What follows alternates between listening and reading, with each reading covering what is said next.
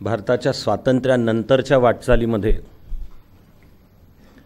मार्च 1977 मधल्या निवडणुका सर्वात महत्त्वाच्या होत्या असं बहुतेक सगळे जाणकार मान्य करतात। त्या निवडणुका आणीबाणीच्या पार्श्वभूमीवर झाल्या होत्या। 25 जून 1975 ला इंदिराजींनी राज्यघटनेचं कलम 352 खाली देशामध्ये आणीबाणी लागू केली। त्या काळासाठी राज्यघटना बाजूला ठेवली। बहुतेक सगळे विरोधी पक्ष आणि नेते यांना रात्रीमध्ये धरपकड करून तुरुंगात टाकलं। अनेक संघटनांच्यावर बंदी घातली।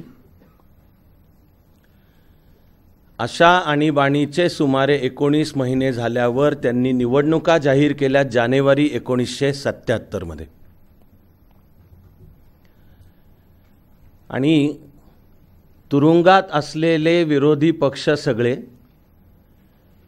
की जे आधीचे 19 महिने फार उद्ध्वस्त झाले होते, कामच नव्हती काही,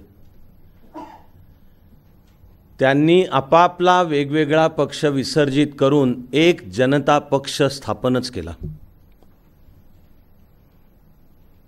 सर्वसाधारणपणे कम्युनिस्ट सोडता बहुतेक सगळे विरोधी पक्ष एकत्र आले। नुसती निवडणूक आघाडी नाही, त्यांनी आपापले वेगळे पक्ष सुद्धा विसर्जित केले आणि देशभर काँग्रेसला एकास एक असा उमेदवार देण्याच्या दृष्टीने पावलं टाकली। एक भारत देशाचा आपल्याला कार्यकर्ता व्हायचं असं ठरवून माझी पण सार्वजनिक वाटचाल त्या काळात चालू होते। जयप्रकाशजींच्या नेतृत्वाखाली आधी भ्रष्टाचार विरोधी आंदोलन उभं राहिलं, त्यातला मी एक छोटा कार्यकर्ता होतो, पूर्ण वेळचा कार्यकर्ता। त्याचबरोबरीने देशभर प्रवास, मग देशाच्या प्रश्नांवर लिहिणे आणि काम करणे सुद्धा। म्हणजे लोकशाही म्हणजे काय, मूलभूत हक्क म्हणजे काय, त्यामध्ये मतदार राजा असतो आणि आपले राज्यकर्ते मतदार ठरवतो, आणि म्हणजे लोक सार्वभौम आहेत ही राज्यघटनेने केलेली व्यवस्था म्हणजे काय, हे सगळं कुठेतरी पुस्तकाच्या पलीकडे जाऊन कळणं चालू झालं। तोवर दिसलं की त्या लोकशाहीचाच गळा घोटला जातोय। तसं ह्या जाणीवेतून मी एक सत्याग्रही होतोच आणि तयारी तुरुंगात जाण्याची होती, पण जी माझी बॅच ठरली होती त्याच्या 3 दिवस आधी देशात निवडणुका जाहीर झाल्या। बघता बघता आणि सर्वस्वी अनपेक्षितपणे जनता पक्ष आकाराला पण आला। मी त्यावेळेला एक कार्यकर्ता म्हणून कामाला तमिळनाडूत होतो त्या वर्षी,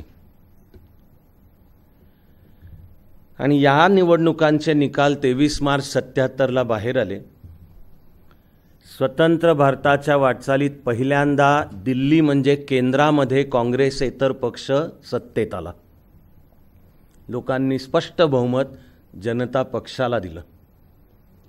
म्हणजे ही मतपेटीद्वारे झालेली शांततामय मार्गाने झालेली एक राज्यक्रांती होती। माझ्यासहित अनेक कार्यकर्त्यांचं त्यावेळी एक स्वप्न होतं की जगातल्या अनेक प्रगल्भ देशातल्या लोकशाह्यांप्रमाणेच आपल्या या भारतात सुद्धा त्या 1977 पासूनच्या पुढच्या काळामध्ये एक स्थिर द्विपक्षीय लोकशाही आता स्थापन होईल। पण त्या स्वप्नाच्या थोड्याच दिवसात ठिकऱ्या उडाल्या आणि जनता पक्षाने सुद्धा आपल्यावर असलेली ऐतिहासिक जबाबदारी समजल्यासारखं वर्तणूक नव्हती। याच्या मधल्या एका काळामध्ये एकदा दिल्लीमध्ये राजनारायण यांची भेट घ्यायची मला मिळाली होती संधी। हे राजनारायण म्हणजे समाजवादी पक्षाचा एक मोठा नेता। हे राजनारायण म्हणजे 1970 मध्ये सुद्धा रायबरेली मतदारसंघातनं इंदिराजींच्या विरुद्ध निवडणूक लढवलेले उमेदवार, आणि त्या निवडणुकीत इंदिराजींचा अर्थातच प्रचंड बहुमत आणि प्रत्यक्ष मतदान जानेवारीतलं आहे 71।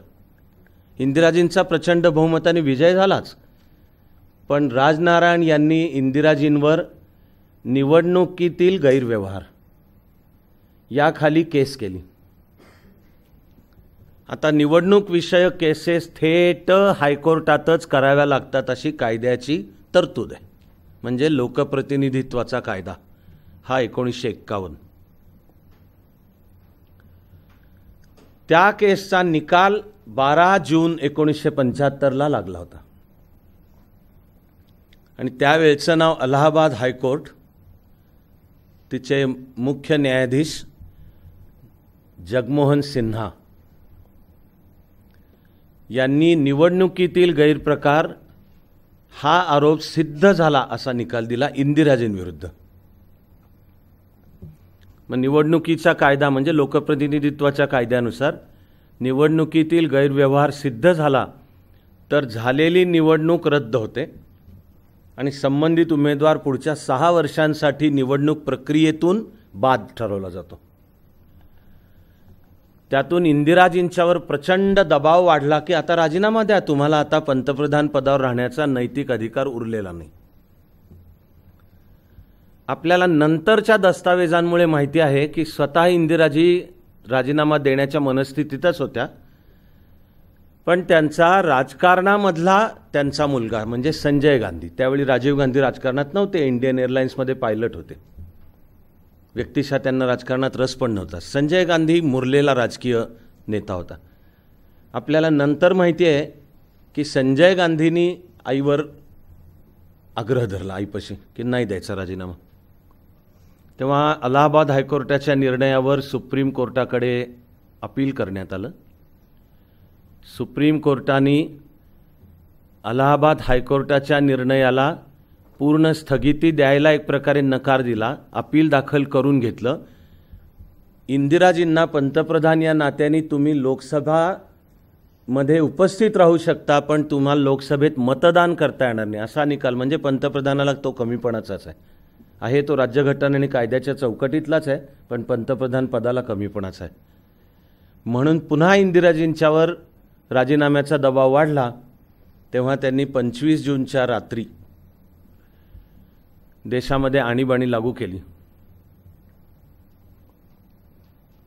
तो सर्वसाधारणपणे एक भारतीय लोकशाहीचा काळा कालखंड आहे. अनेकांना ते पटत नाही, ते ओके आहे, कारण तो पण लोकशाही हक्क आहे. आपला इथला मुद्दा हा आहे की त्या राजनारायण यांनी मार्च 1977 मधल्या निवडणुकीत पुन्हा रायबरेली मतदारसंघात इंदिराजींचा सुद्धा पराभव केला आणि तो मोठ्या फरकाने होता. ते राजनारायण त्यांच्या भेटीला गेलो तेव्हा ते टिपिकल दिल्ली स्टाईलचे असतात बंगले, आणि आतमध्ये काही कामं चालू होती. अजून माझी भेट व्हायची वेळ होती त्यांना, आणि अनेक लोक आलेले असतातच बाहेर भेटायला, आणि सहज त्यांच्याशी गप्पा चालूच राहतात. तशा सहज गप्पा मारताना त्यावेळच्या जनता पक्षाचा एक कार्यकर्ता खूप उत्साहाने सांगत होता की देखो हमने तख्ता पलट दिया. म्हणजे जी सामान्य मतदाराची ताकद आहे ती त्याच्या तोंडून व्यक्त होत होती. मी ज्याला लोकशाहीचं वैभव म्हणतो ते त्याच्या तोंडून व्यक्त होत होतं की लोकशाही सामान्य माणसाला देते बळ, आणि त्या लोकशाही या प्रकारात आजही अनेक अंतर्भूत अशा मर्यादा आहेत, उणिवा आहेत. त्या जगभरच्या लोकशाहींच्या अनेक समस्या आहेत. तरी जोपर्यंत त्यापेक्षा अधिक चांगली कुठली राजकीय व्यवस्था मानवी उत्क्रांतीतून समोर येत नाही, तोवर उपलब्ध असलेल्या व्यवस्थांमध्ये लोकशाही हा सगळ्यात उत्तम प्रकार आहे. याचं कारण अंतिमतः सामान्य मतदाराच्या हातात असतं. आणि एवढ्या राजकीयदृष्ट्या पॉवरफुल समजल्या जाणाऱ्या इंदिराजी, त्यावेळचा काँग्रेस पक्ष, आणि पुरेशी वेळ पण नव्हती स्थापनेपासून 40व्या दिवशी, पण लोकांनी आणि मूकपणाने, तिथे रक्तपात नाही, हिंसाचार नाही, निवडणूक प्रचारामध्ये सुद्धा आचारसंहिता जी आज आहे तीच त्याही वेळेला होती, ती पाळूनचा झालेला प्रचार, पण शांतपणाने लोकांनी मतपेटीद्वारे क्रांती घडवली. ते त्याच्या तोंडून व्यक्त होत होतं, देखो हमने तख्ता पलट दिया. म्हणून मी त्याला म्हणालो सहज कि अब अगर इन्होंने भी निराशा कर दी तो की फार मोठ्या आशेने लोकांनी जनता पक्षाला आणले, लोकशाहीची पुनर्स्थापना केली, आता आणीबाणी दूर होईल सगळं आहे. पण मलाही भान होतं की तो जनता पक्ष हा काही एक रस नाही, ते 18 धान्याचं कडबोळं होतं. ते कार्यकर्ता म्हणून माझी अपेक्षा होती की आता द्विपक्षीय लोकशाही यावी, माझी एकट्याची माझी नाही, माझ्यापेक्षा अनेक जाणकारांची सुद्धा. पण जाणीव होती कि अब अगर इन्होंने भी निराशा कर दी तर तो त्या कार्यकर्त्याचे काहीही भाव बदलले नाहीत. आणि तो आधी जितक्या उत्साहात म्हणाला होता देखो हमने तख्ता पलट दिया, तितक्याच उत्साहात आधी मी जेव्हा त्याला विचारलं अब अगर इन्होंने भी निराशा कर दी तो तितक्याच उत्साहात म्हणाला तो फिर तख्ता पलट देंगे. ही लोकशाही आहे. सामान्य माणसाचं बळ ही लोकशाही आहे.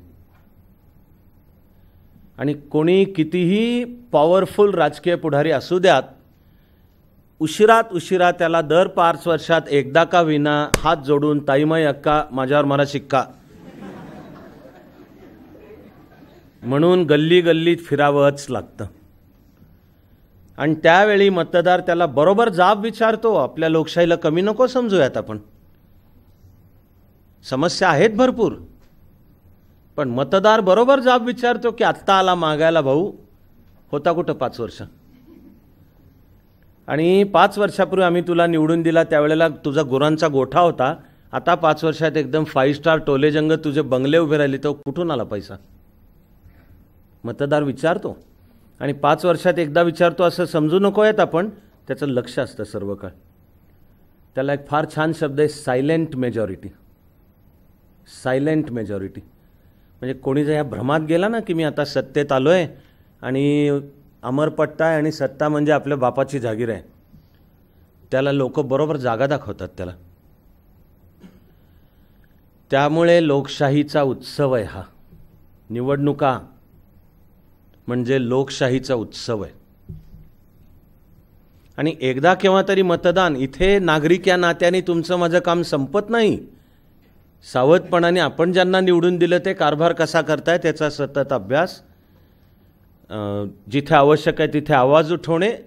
आणि सत्तेतलं सरकार कोणते असू द्यात ते लोकांनी निवडून दिलं आणि एकदा निवडून आलं की ते सर्वांचं आहे, तसं ते पण वागलं पाहिजे सरकार. नागरिकांची पण वर्तणूक तशी पाहिजे की आता हे म्हणजे जिथे आवश्यक आहे तिथे वचक, पण विधायक कामांच्यासाठी सहकार्य सुद्धा. मग ही लोकशाही प्रगल्भ होत जाणार.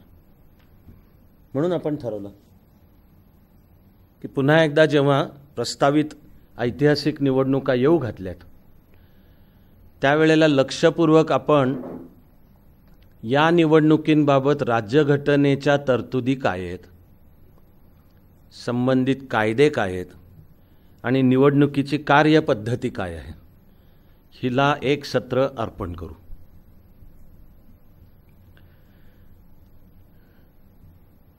आत्ता लोकसभेच्या आहेत निवडणुका,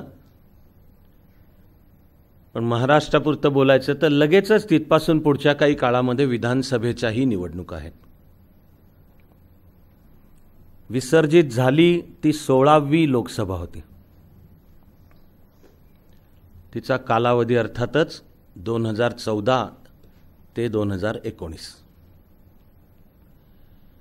आता उशिरात 3 जून 2019 पूर्वी पुढची म्हणजे 17वी लोकसभा गठीत व्हावी लागणार. तो लोकांना निर्णय घ्यायचा आहे. याचं कारण मूळ घटना समिती सर्वसाधारणपणे आणि त्यात मुख्य म्हणजे बाबासाहेब आंबेडकरांच्या कृपेने एक फार मोलाचा निर्णय घटना समितीने 26 जानेवारी 1950 पूर्वी घेतला. ते म्हणजे लोक सार्वभौमत्व. या भारत देशाचं सार्वभौमत्व हे लोकसभा विधानसभेत ठेवलं नाही, न्यायपालिकेत ठेवलं नाही, पंतप्रधानही नाही आणि राष्ट्रपती नाही, ते सर्व आहेत लोकसेवक. घटना समितीने अत्यंत विचारपूर्वक भारत देशाचं सार्वभौमत्व लोकांमध्ये, म्हणून आपला सरनामा चालू होतो वी द पीपल, की हे राष्ट्र हा भारत देश म्हणजे काय तर तो केवळ हिमालयापासून सागरापर्यंत कच्छपासून तो भौगोलिक आहे. पण राष्ट्र म्हणजे केवळ जमीन नाही, राष्ट्र म्हणजे लोक. आणि त्या राष्ट्राचं मग हे सार्वभौमत्व लोकांमध्ये, निवडणूक म्हणजे ते वी द पीपल ठरवणार की आता आम्हाला आमचा राज्यकारभार कोणी केलेला हवा आहे. या आधुनिक भारताचं सर्व जगणं, कारभार हे राज्यघटनेनुसार चाललं पाहिजे. राज्यघटना ही ती पवित्र डॉक्युमेंट आहे, दस्तावेज आहे. तेव्हा त्याच राज्यघटनेतल्या कलम 324 मध्ये निवडणूक आयोग, मुख्य निवडणूक आयुक्त आणि त्यांचे अधिकार आणि कर्तव्य सांगण्यात आली. देशामध्ये घडतं त्या सगळ्याचं जेव्हा मूळ शोधायचं असतंय आणि अभ्यास करायचा असतोय, तेव्हा आपण जेवढे लक्षात ठेवू की या बाबतीतली मूळची राज्यघटनेतली तरतूद काय, पुढे त्या राज्यघटनेतल्या तरतुदीनुसार त्यावर आधारित काही कायदे आहेत का, मग ते कायदे प्रत्यक्षात आणण्यासाठी विभागांची स्थापना आहे का, एवढं जसं लक्षात येणं आपल्याला चालू होईल तशी आपली राज्यघटनेवर पण पकड पण येणार आहे आणि मग आपली लोकशाही अधिक प्रगल्भ होणार आहे. तेव्हा निवडणुकांचा सर्व मूलाधार कलम 324 की देशाला निवडणूक आयोग असेल आणि त्याचा मुख्य निवडणूक आयुक्त असेल. हा मुख्य निवडणूक आयुक्त राष्ट्रपती नियुक्त करतील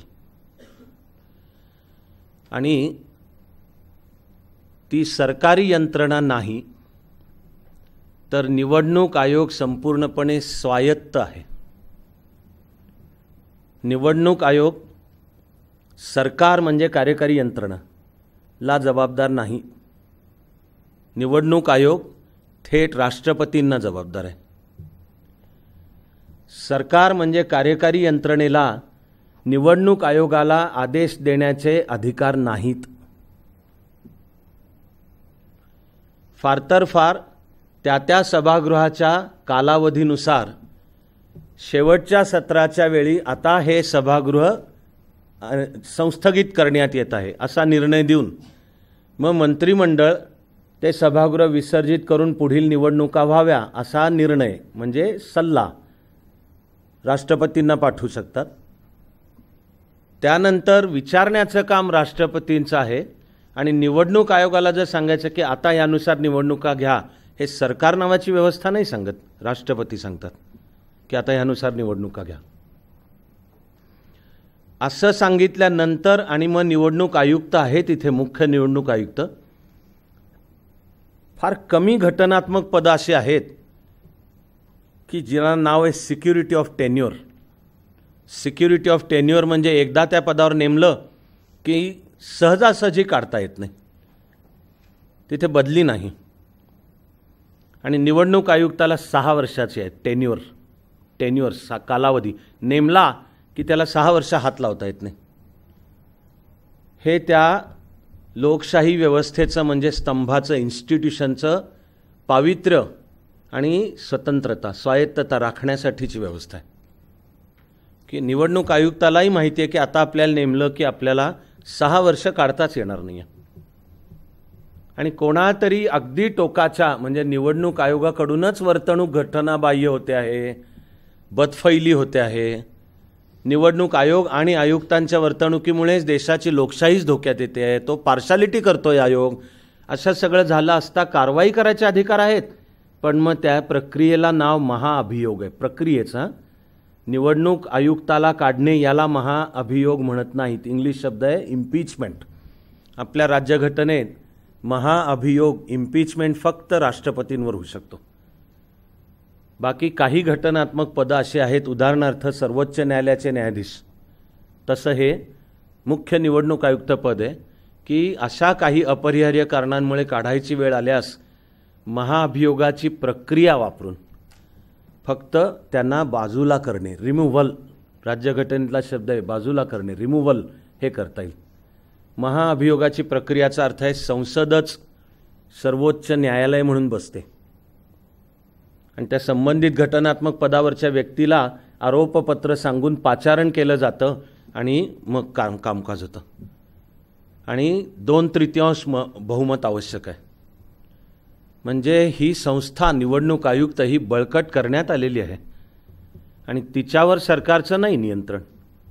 असलंच तर विधिमंडळाचं तेही टोकाच्या परिस्थितीत, आणि तेही विधिमंडळाचं मागची सुद्धा लोकशाही संकल्पना काय आहे, तर जनमताचं प्रतिनिधित्व विधिमंडळ करतं. कारण विधिमंडळ थेट लोकांनी निवडून दिलेलं आहे. तेव्हा हा निवडणूक आयोग बळकट आहे आणि त्याच्यावर सोपवलेली जबाबदारी म्हणजे कर्तव्य आहे to conduct free and fair elections. म्हणजे नुसत्या निवडणुका घ्या ही घटनात्मक जबाबदारी नाही सोपवलेली, मुक्त आणि न्याय्य अशा घ्या निवडणुका.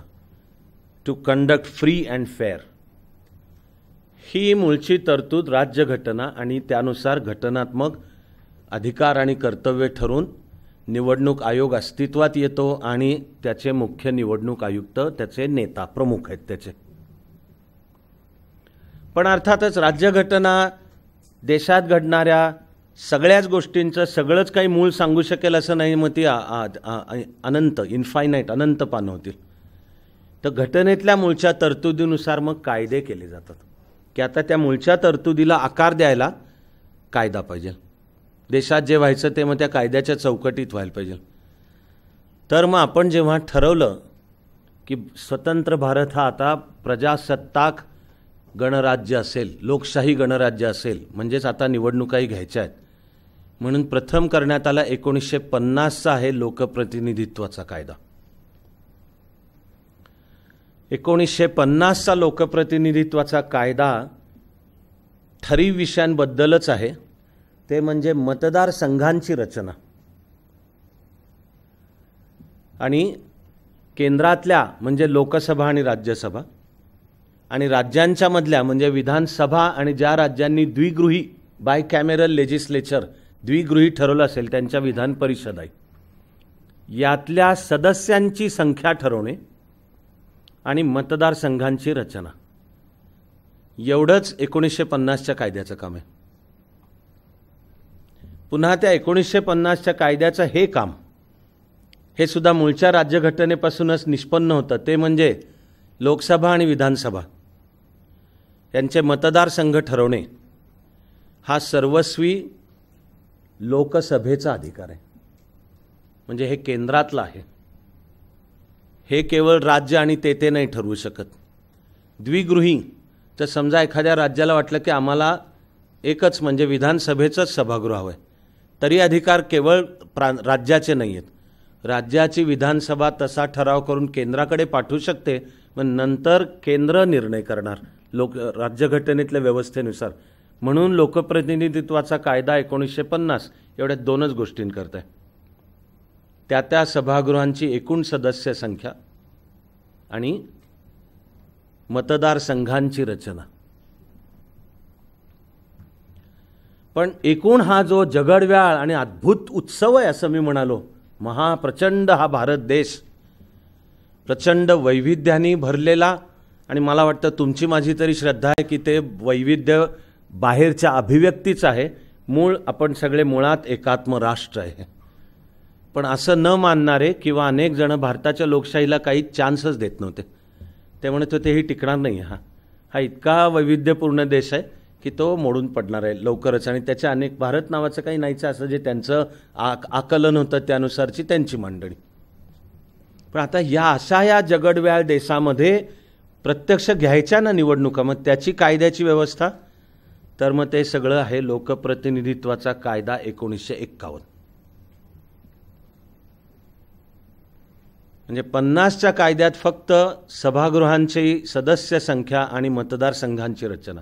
पण आता हे सगळा निवडणुकांचा कारभार, आता आपण ज्याला आपण नाव आचारसंहिता दिलंय, निवडणुकीमध्ये काय केलेलं चालेल काय केलेलं चालणार नाही, प्रत्यक्ष निवडणूक घ्यायची कशी, तिचे जे अधिनियम आणि मग नंतरचे अनेक सगळे नियम आणि मग त्यानुसार सर्व सरकारी यंत्रणा कामाला लागते, हे सगळं आहे लोकप्रतिनिधित्वाचा कायदा 1951 मध्ये. आता देशाला 1950 मध्ये राज्यघटना लागू झाली तेव्हा हे ठरलं की आता निवडणुका तर व्हायला पाहिजेत, पण निवडणुका होण्यासाठी एक महाप्रचंड असा एक भारतव्यापी उपक्रम आधी नीट शिस्तशीर करणं आवश्यक होतं. ते म्हणजे मतदार याद्या तयार व्हायला पाहिजेत. आपल्याला तर काही वेळा हे काम किती प्रचंड मॅग्निट्यूडचं आहे म्हणून मला ते चित्तथरारक वाटतं. मी शब्द वापरतो चित्तथरारक आहे. काही शपथ हा एवढा महाप्रचंड भारत देश आणि त्यातल्या एकेका नागरिकाची 1950चा निर्णय होता, वयवर्ष 21 हे मतांचा अधिकार आहे. आणि त्या निवडणूक वर्षाच्या 1 जानेवारीला, ज्या वर्षात निवडणूक होणार त्याच्या 1 जानेवारीला 21 पूर्ण पाहिजे. पण मग असे प्रत्येकाचं मतदार याद्यात नाव आलं पाहिजे. फार दूरदराज आणि वाड्या वस्त्यांच्यापर्यंत असलेल्या आणि मग प्रगणक एन्युमरेटर्स निवडणूक आयोगाने नेमलेले, त्यांचं प्रशिक्षण घेतलेलं असतं. घराघरात जायचं आहे, प्रत्येक व्यक्तीची नोंद. बरं, ते सगळं पुन्हा खरं ठरायला पाहिजे, गमजा नाहीत, कारण सर्व पारदर्शी आहे, उत्तरदायी आहे. एका जरी मतदाराचा अधिकार छिनावला गेला तरी कुठेतरी जबाबदार मग तो निवडणूक आयोग आहे आणि मधली सगळी यंत्र. केवढं प्रचंड आहे सगळं काम. आणि तुम्हाला ऐकताना जेवढं लक्षात येईल की कशा रीतीने स्वातंत्र्यानंतर हा भारत देश या कामाला लागला, मला तर वाटतं की भारतीय असण्याचा आणि भारतातल्या लोकशाहीचा सर्व मर्यादांचं भान असलं तरी तुम्हाला माझ्या एवढा अभिमान वाटणं चालू होईल की ही आनंदाची गोष्ट आहे स्वतंत्र भारताच्या वाटचालीतली. म्हणून आधी मतदार याद्या करायच्या आहेत आणि त्याही एकदम नाही तर घटनेतल्या तरतुदीनुसारच आधी तयार करायचं आहे नॅशनल रजिस्टर ऑफ सिटिझन्स. की आता राज्यघटना कलम 2 हा भारत देश आणि त्या भारताचं नागरिकत्व ते एक आहे, अखंड आहे. प्रांताचं नागरिकत्व नावाची कल्पनाच नाही. पण मग सगळ्या नागरिक कोण नागरिक मग आता? की ज्यांना मूलभूत हक्क आहेत आता, की जे सार्वभौम आहेत. मग ते असं बिनचेहऱ्याचं ठेवून नाही ना चालणार, त्याची नीट तपशीलवार यादी पाहिजे. म्हणजे आधी एक महाप्रचंड असं देशव्यापी काम होतं NRC तयार करण्याचं, नॅशनल रजिस्टर ऑफ सिटिझन्स. ते झालं तयार 1951 मध्ये.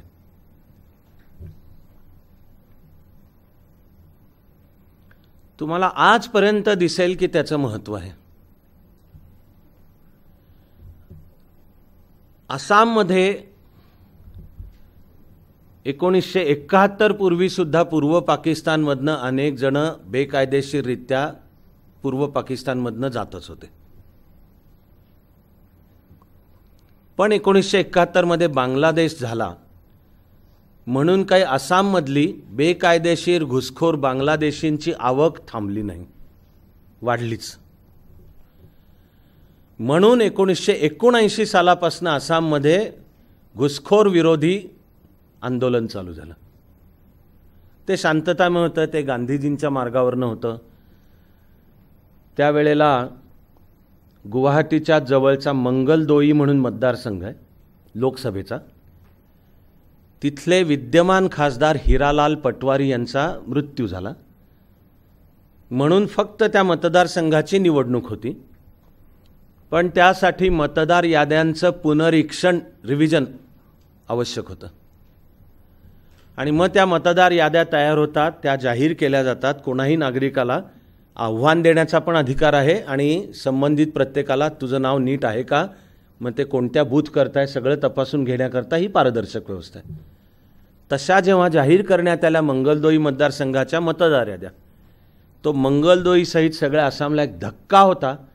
कारण दिसून आलं की ह्या मतदार याद्यांमध्ये मूळच्या असमियांपेक्षा हे घुसखोर बांगलादेशीच आता जास्ती आहेत. हे जर चालू राहिलं तर आसामच त्यांच्या ताब्यात जाईल.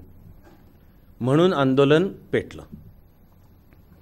सर्व चढ उतार भल्याबुऱ्यामधनं जवळजवळ 40 वर्षांची वाटचाल करत गेल्या वर्षी असमिया जनतेने या प्रश्नावर आसाममध्ये भाजपचं सरकार निवडून दिलं. कारण त्या सरकारने सांगितलं होतं की आम्हाला जर निवडून दिलं तर आम्ही नॅशनल रजिस्टर ऑफ सिटिझन्स NRCचं पुन्हा अवलोकन करून त्यामधनं आम्ही ज्यांचे नागरिकत्वाचे काही पुरावे नाही आहेत, दाखवता येत नाही आहेत, ते आहेत त्यांची नावं वगळू. दिल्या शब्दानुसार आसामच्या सरकारने ती सर्व कार्यवाही पूर्ण केली आणि पहिल्या यादीत दिसून आलं 4 मिलियन म्हणजे 40 लाख जणांची नावं गाळली गेली. पण मग या पार्श्वभूमीवर केंद्रातल्या 2014 मध्ये लोकांनी निवडून दिलेलं सरकार म्हणजे स्वतंत्र भारताच्या वाटचालीत पहिल्यांदा खऱ्या अर्थाने नॉन काँग्रेस सरकारला लोकांनी स्पष्ट बहुमत दिलं. त्या सरकारनी म्हणजे BJPनी त्यावेळी निवडणुकीचं वचन दिलं होतं की आम्हाला जर निवडून दिलं आमचा निवडणूक जाहीरनामा, तर त्यात काय आहे, त्याचं नाव आहे नागरिकत्व विधेयक, सिटिझनशिप अमेंडमेंट बिल, की आम्हाला जर निवडून दिलं तर भारतीय उपखंडातल्या अल्पसंख्याकांना म्हणजेच मुस्लिमेतर उपखंडातले अन्य देश यांचा भारत हा नैसर्गिक देश आहे आणि त्यांना भारताचं नागरिकत्व मिळेल असा कायदा. तो पण मग केंद्रातल्या सरकारने त्या दिल्या वचनानुसार आणला. लोकसभेत बहुमत असल्यामुळे तिथे तो संमत झाला.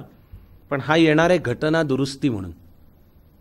तेव्हा घटना दुरुस्तीचंच घटनात्मक तरतूद, घटना दुरुस्तीबाबतची घटनात्मक तरतूद आहे की ती दोन्ही सभागृहांमध्ये स्वतंत्रपणे संमत व्हावी लागते. ते राज्यसभेमध्ये पुरेसं संख्याबळ राष्ट्रीय लोकशाही आघाडीकडे नाही. तेव्हा ते नागरिकत्व विधेयक काय झालं नाही. आणि पुन्हा एखादं विधेयक कसं मांडलं जातं आणि कसं संमत होतं ही राज्यघटनेत आणि नंतरच्या कायद्यात आखलेली प्रक्रिया पाहिली तर आत्ताच्या मुद्द्याकरता आपल्याकरताचा सारांश आहे की संबंधित घटना दुरुस्ती अथवा विधेयक त्या संसदेच्या कालावधीतच मांडण्यापासून संमत होण्यापर्यंतची सगळी प्रक्रिया त्या सभागृहाच्या कालावधीत पूर्ण व्हावी लागते. तशी जर झाली नाही तर ते विधेयक बारगळतं. तसं आता हे नागरिकत्व विधेयकही बारगळलं, जसं तलाक विषयीचं सुद्धा बारगळलं. आता नवी लोकसभा येईल, लोक ठरवतील आणि ते जे लोक ठरवतील त्यानुसार जे आहेत त्यांनी पुढचं ठरवायचं. पण हे जे एकमेकात गुंफलेलं बांधलंय राज्यघटना, त्यानुसार कायदा, त्यानुसार ठरलेली कार्यपद्धती म्हणून आधी तयार करण्याची शिस्तबद्ध NRC ते तयार झालं 1951.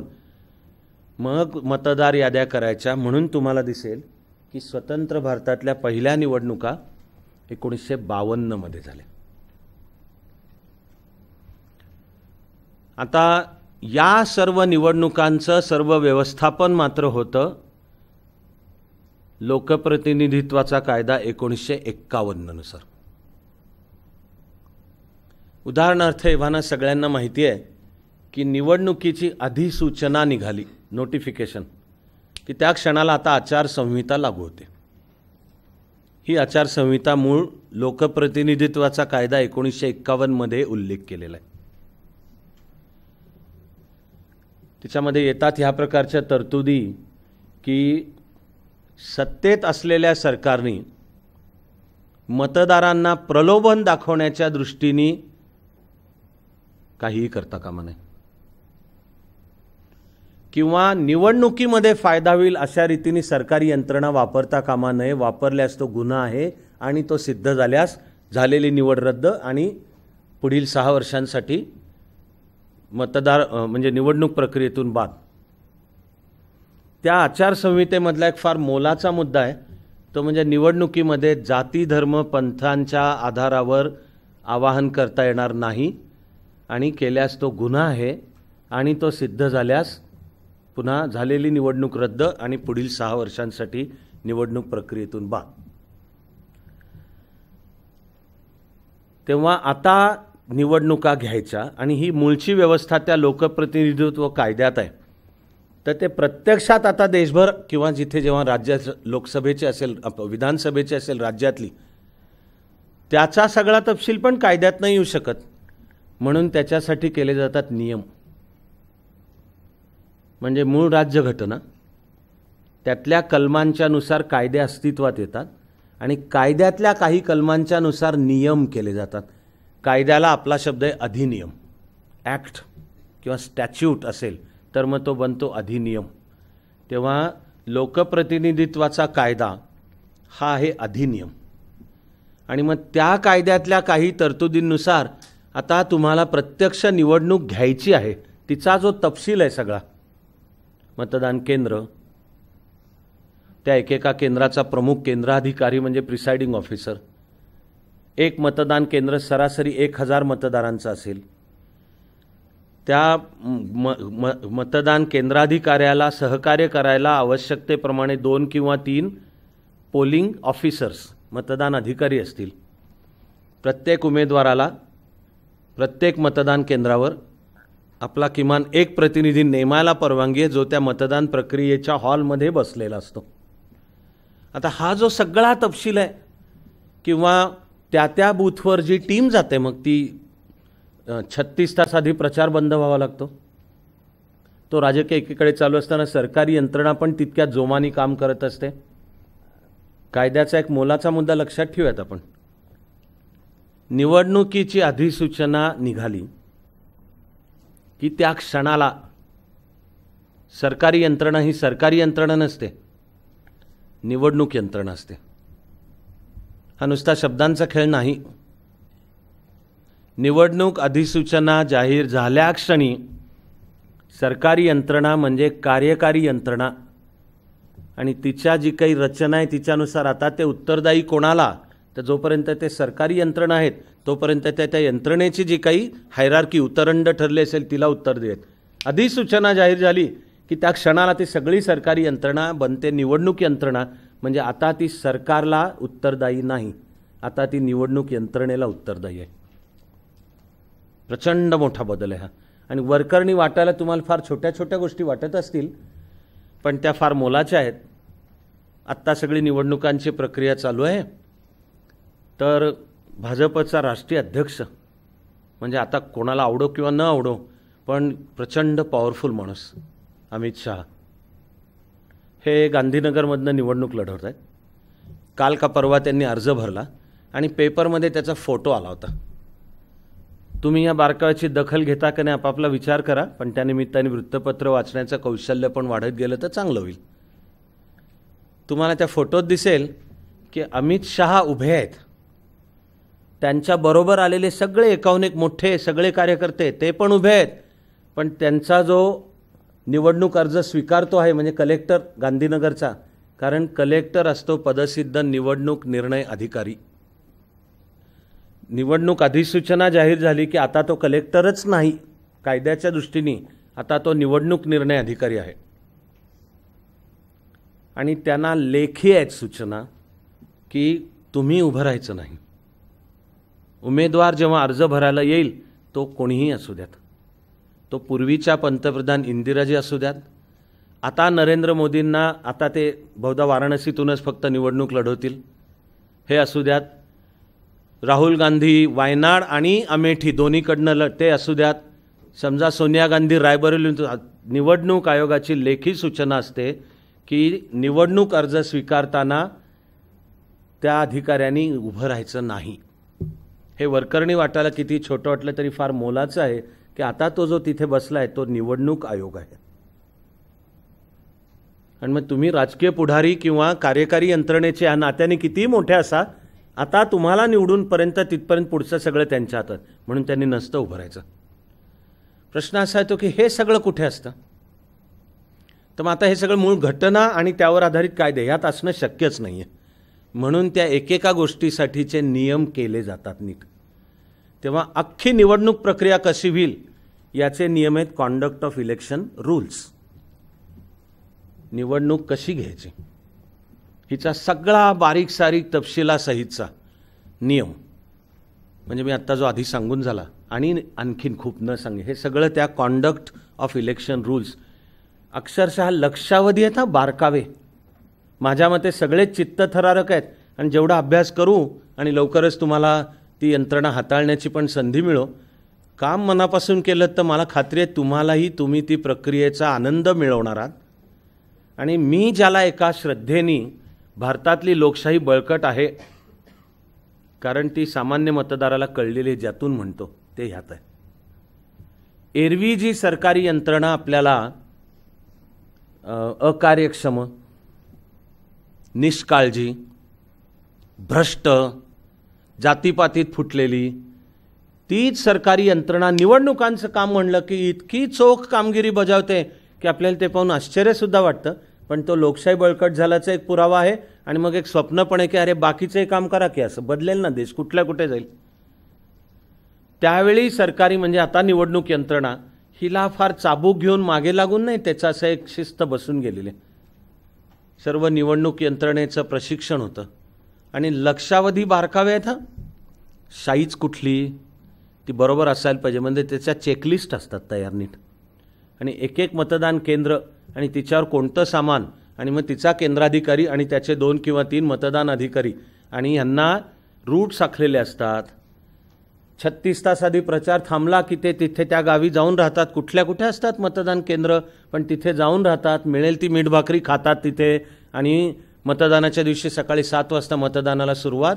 इतक्या बारकाव्याने हा तपशील आहे सगळा. माझा शब्द चित्तथरारखाच आहे. तो ह्या कॉन्डक्ट ऑफ इलेक्शन रूल्समध्ये मांडलेला आहे तपशील सगळा. आणि जे मतदार याद्या तयार करण्याचं भव्य काम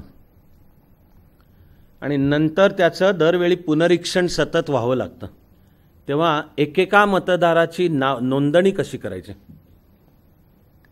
आणि निवडणुका येऊ घातल्या तर मतदार याद्यांचं पुनरीक्षण म्हणजे रिव्हिजन करावंच लागतं. त्याचे 2 प्रकार असतात.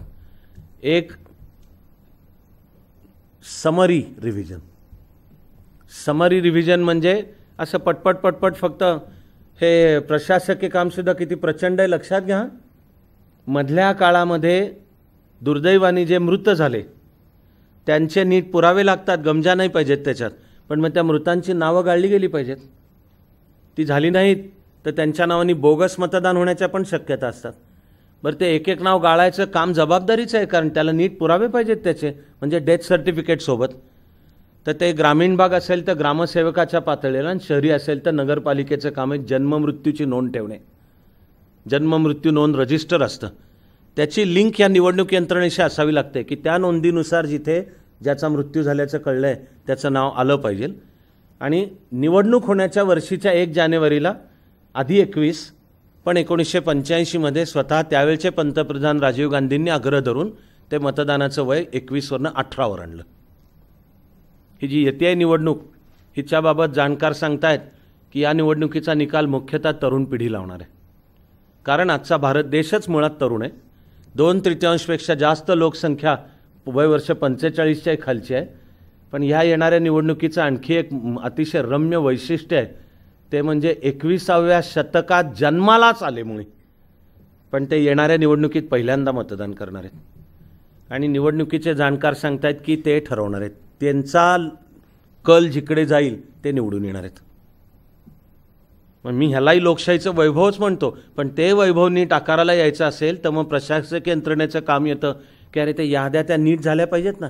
एका जरी व्यक्तीचं नाव की त्या व्यक्तीने कार्यपद केली होती, नीट अर्ज भरला होता आणि जबाबदारी आयोगाची आहे, व्यक्तीची नाही. आयोगाने काम केल्यावर आपलं नाव आहे ना याची खातरजमा करणे कन्फर्म ही त्या मतदाराची आहे, पण पहिल्यांदा प्रत्येकाचं नाव आलं पाहिजे ही आयोगाची जबाबदारी. तिचे फॉर्म आहेत, मी म्हणले तसे प्रगणक, त्यांना अशा एरिया वाटून दिल्या जातात. प्रत्येक घरात जायचं आहे, दार ठोठावायचं आहे. मी निवडणूक आयोगाचा प्रगणक आहे. मतदारांची खात्री तरी करून घ्यायची की ह्या घरातले हे आहेत ना, कोणी राहिला का, राहिला असेल तर त्याच्या पुराव्यांच्या सहित तर हा फॉर्म हा भरा, सोबत पुरावे जोडा, त्याचं पण नाव इथलं जाईल. तर मतदार याद्यांचं पुनरीक्षण जेही मी रम्य म्हणतो काम, ते 2 प्रकार. एक समरी. तर समरी म्हणजे फक्त पटपट फक्त जेवढी जन्ममृत्यू नोंदीवरनं मृत्यू ज्यांचे झाले त्यांची गाळणे आणि नागरिकांना एक जाहीर करणे की ह्या मुदतीपर्यंत आपापल्या हे दाखल करा, त्यांची नावं घेणे. पण म्हणजे मतदार यादीमध्ये घेणे हे समरी आहे, तेवढ्यावर नाही भागत. सरासरी दर 2 वर्षाला सविस्तर पुनरीक्षण म्हणजे डिटेल्ड रिव्हिजन, पुनर्विलोकन. म्हणजे मग ते नुसतं मृत्यूच्या गाळा आणि 1 जानेवारीच्या या असे नाही आहे, खूप आहे तपशील त्याचा प्रत्येक. त्यावेळी तर घराघरात प्रगणक जाऊन करतात आणि ती कार्यपद्धती संपूर्ण देशभर एका वेळी चालू राहते. याविषयीचे सगळे नियम नोंदवण्यात आलेले आहेत. मतदार याद्या नियम, त्याचं मूळचं इंग्लिश आणि पूर्ण नाव registration of electoral rolls rules. यातलं इलेक्टोरल रोल्स, ते रोल्सचं स्पेलिंग ROSSAI हे लक्षात ठेवा. ते ROLES नाही आहे. ROLE म्हणजे रोल म्हणजे भूमिका होईल. मतदार याद्या या अर्थाने रोल कॉल, तो रोल ROLL आहे. तर registration of electoral rolls rules म्हणजे मतदार याद्या आणि नाव नोंदणी कशी करायची याविषयीचे नियम. यातून त्या मतदार याद्या तयार होतात. म्हणजे आता मला वाटतं तुम्हाला मॅग्निट्यूड दिसणं चालू झालं असेल. मला तर वाटतं जे मला जाणवतं ते तुमच्या पण मी जर पोचवू शकलो ना तर मला म्हणायचं मला काम नीट करता आलं. फाळणी, भयानक रक्तपात, अक्षरशः लक्षावधी नागरिक इकडचे तिकडे तिकडचे इकडे, त्यांची पण दक्षता घ्यायची आहे तरी घटना समिती कामाला लागली. तिने लोकशाही पद्धतीने 292 विरुद्ध 0 एक मुद्दा समोर येणार, तो मसुदा समिती तिचे अध्यक्ष आंबेडकर ते मांडणार, त्यावर 292 चर्चा करणार. एकाचं जरी त्यातल्या एका जरी अल्फाबेट किंवा कानामात्रा वेलांटीविषयी काही आक्षेप असेल तो मांडायचा त्याला अधिकार आहे, त्यावर चर्चा होणार आणि राज्यघटनेत जे येणार आहे ते सर्वानुमते येणार आहे. हे काम शांततामय पद्धतीने पूर्ण केलं. तर जेव्हा वेळ मिळेल तेव्हा कधीतरी तर तुम्ही घटना समितीच्या कामकाजाचे 6 खंड आहेत असे सणसणीत लोकसभेनेच प्रकाशित केलेत, आपल्या लायब्ररीमध्ये आहेतच अर्थात. वेळ आणि आपल्याला रुची असेल तसे वाचा. मला ते माझा सर्वात लाडका लेखक आहे फ्रेडरिक फोर्सिथ, थ्रिलर नावाचा प्रकार त्यातला. घटना समितीचे कामकाजाचा वृत्तांत वाचणे हे मला फोर्सिथच्या कादंबऱ्यांपेक्षा आकर्षक वाटतं, कारण ती प्रोसेस लक्षात येते. आई शपथ, एका अख्ख्या देशाचा नवा आधुनिक पाया उभा करायचा आहे, केवढा पाहिजे आवाका त्या व्यक्तींना, त्यांचं चारित्र्य, या देशाच्या लढ्यामधला त्यांचा सहभाग, आणि इथं मांडायचे पूर्ण भान की भारत देशाच्या नव्या भवितव्याला आपण आकार देतो आहोत. केवढी आहे जबाबदारी ती. इथे व्यक्तिगत स्वार्थ नाही, आपापली जातपात धर्मपंथ नाही, हा देश आणि त्याची लोकशाही बळकट कशाने होईल हाच निकष, आणि सर्वानुमते त्यात आलेला अक्षरनक्षर 292 विरुद्ध 0. ही भव्य प्रक्रिया पूर्ण करून 26 जानेवारी 1950ला ती लागू. त्यातल्या कलम 324 नुसार निवडणूक आयोग, मग आधी तयार केलं पाहिजे NRC, ते शिस्तबद्ध पूर्ण झालं. तोच देश हा भारत देश. स्वातंत्र्याच्या वेळी ज्या भारत देशामध्ये हे टाचणीचं पण उत्पादन होत नव्हतं, अपवाद थोडा टाटांचा आहे फक्त, आणि मागासलेला, तिसऱ्या जगातला, निरक्षर असलेला, जातीपातीत फुटलेला, त्यामुळे ज्याला अज्ञानी तोच भारत देश. पण त्यांनी ज्या तऱ्हेने काम पूर्ण केलं तीच आहे सरकारी यंत्रणा, विसरू नका. NRC तयार 1951, मग मतदार तयार, आणि मग पहिल्या निवडणुका 1952. कमॉन. ते स्वतंत्र भारताचे पहिले मुख्य निवडणूक आयुक्त होते सुकुमार सेन.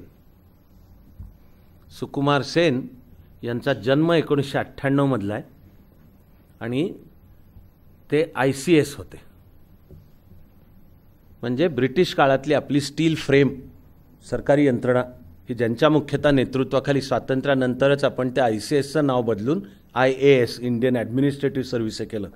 तुम्हाला दिसेल की कमी अधिक फरकाने बहुतेक सगळे मुख्य निवडणूक आयुक्त हे कुठे ना कुठेतरी आधी प्रशासनातले आणि शक्यतो IAS मधले असं दिसून येईल. तसे हे पहिले सुकुमार सेन ते 1950 पासून 1958 पर्यंत मुख्य निवडणूक आयुक्त होते.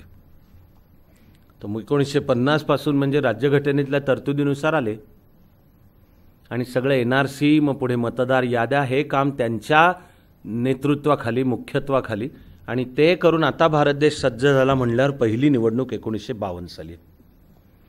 1952 मध्ये लोकसभेतल्या एकूण सीटं होती 489, आणि त्या पहिल्या निवडणुकीमध्ये काँग्रेसला 364 सीटं मिळाली,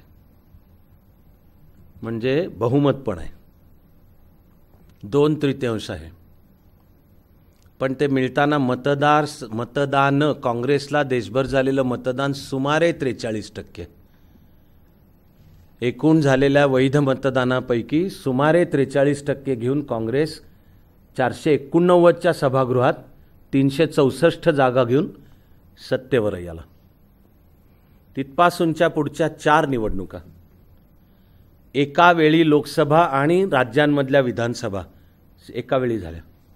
पहिल्या 4 म्हणजे स्वातंत्र्यानंतरची पहिली 20 वर्ष देशभर एका वेळी लोकसभा आणि राज्यांच्या विधानसभांच्या, म्हणजे मतदाराचंही काम, मतदान केंद्रावर गेलास की तुला 2 मतदार पत्रिका मिळणार आहेत, एक लोकसभेची आणि एक विधानसभेची, आणि तुझं काम ते बंद जो बूथची जागा असेल तिथे शांतपणे जा, तुझा विचार कर आणि ज्याच्यावर समोर तुला शिक्का मारायचा आहे. पण दोन्ही निवडणुका एकत्र. तेव्हा 1952 57, 62 आणि 67 या निवडणुका राज्यघटनेतल्या तरतुदीनुसार परफेक्ट तिच्या ठरलेल्या वेळी आणि लोकसभा आणि विधानसभांच्या एका वेळी झाल्या. पण 1967 मध्ये उत्तर भारतातल्या 8 विधानसभांमध्ये मात्र काँग्रेसनी बहुमत गमावलं. हे प्रथम घडलं. काँग्रेसनी बहुमत गमावलं खरं, पण म्हणून कोणाला मिळालं होतं का? तर मिळालं कोणालाच नव्हतं. अशा वेळी मग समाजवादी चळवळीचे, समाजवादी पक्षाचे अत्यंत थोर नेता म्हणजे डॉक्टर राम मनोहर लोहिया यांनी त्या 1967च्या आधी एक राजकीय विचार मांडलाच होता, तो म्हणजे नॉन काँग्रेसिझम. लोहियांच्या गैर काँग्रेसवाद या वैचारिक दृष्टिकोनाचा अर्थ एकदम सिंपल होता. लोहिया दाखवून देत होते की सतत जरी काँग्रेस जिंकत असला तरी मिळणारी मतं 40 ते 43% मध्ये. याचा अर्थ ज्यांना काँग्रेस सत्तेत आलेला नकोय असे 57 ते 60%. पण नुसतं काँग्रेस सत्तेत आलेला नकोय म्हणून नाही चालत, कोण आलेला पाहिजे यावर एकमत आहे, असायला पाहिजे, तरच पर्याय तयार होतो. अन्यथा 40 ते 43% वाटतं की सत्तेत काँग्रेस आली पाहिजे आणि उरलेल्या 57-58तल्या कोणातरी 17-18% वाटतंय समाजवादी यावेत, दुसऱ्या कोणातरी 17-18% वाटतंय जनसंघ यावा, आणखीन एक 10-12% वाटतंय स्वतंत्र पक्ष म्हणजे चक्रवर्ती राजगोपालाचारींनी स्थापन केलेला, आणखी 7 ते 10% वाटतंय कम्युनिस्ट असावेत. तर मग केंद्रातलं सरकार ज्याच्याकरता सर्वात जास्त लोक म्हणतात हे यावं ते येणार आपल्या निवडणूक पद्धतीनुसार.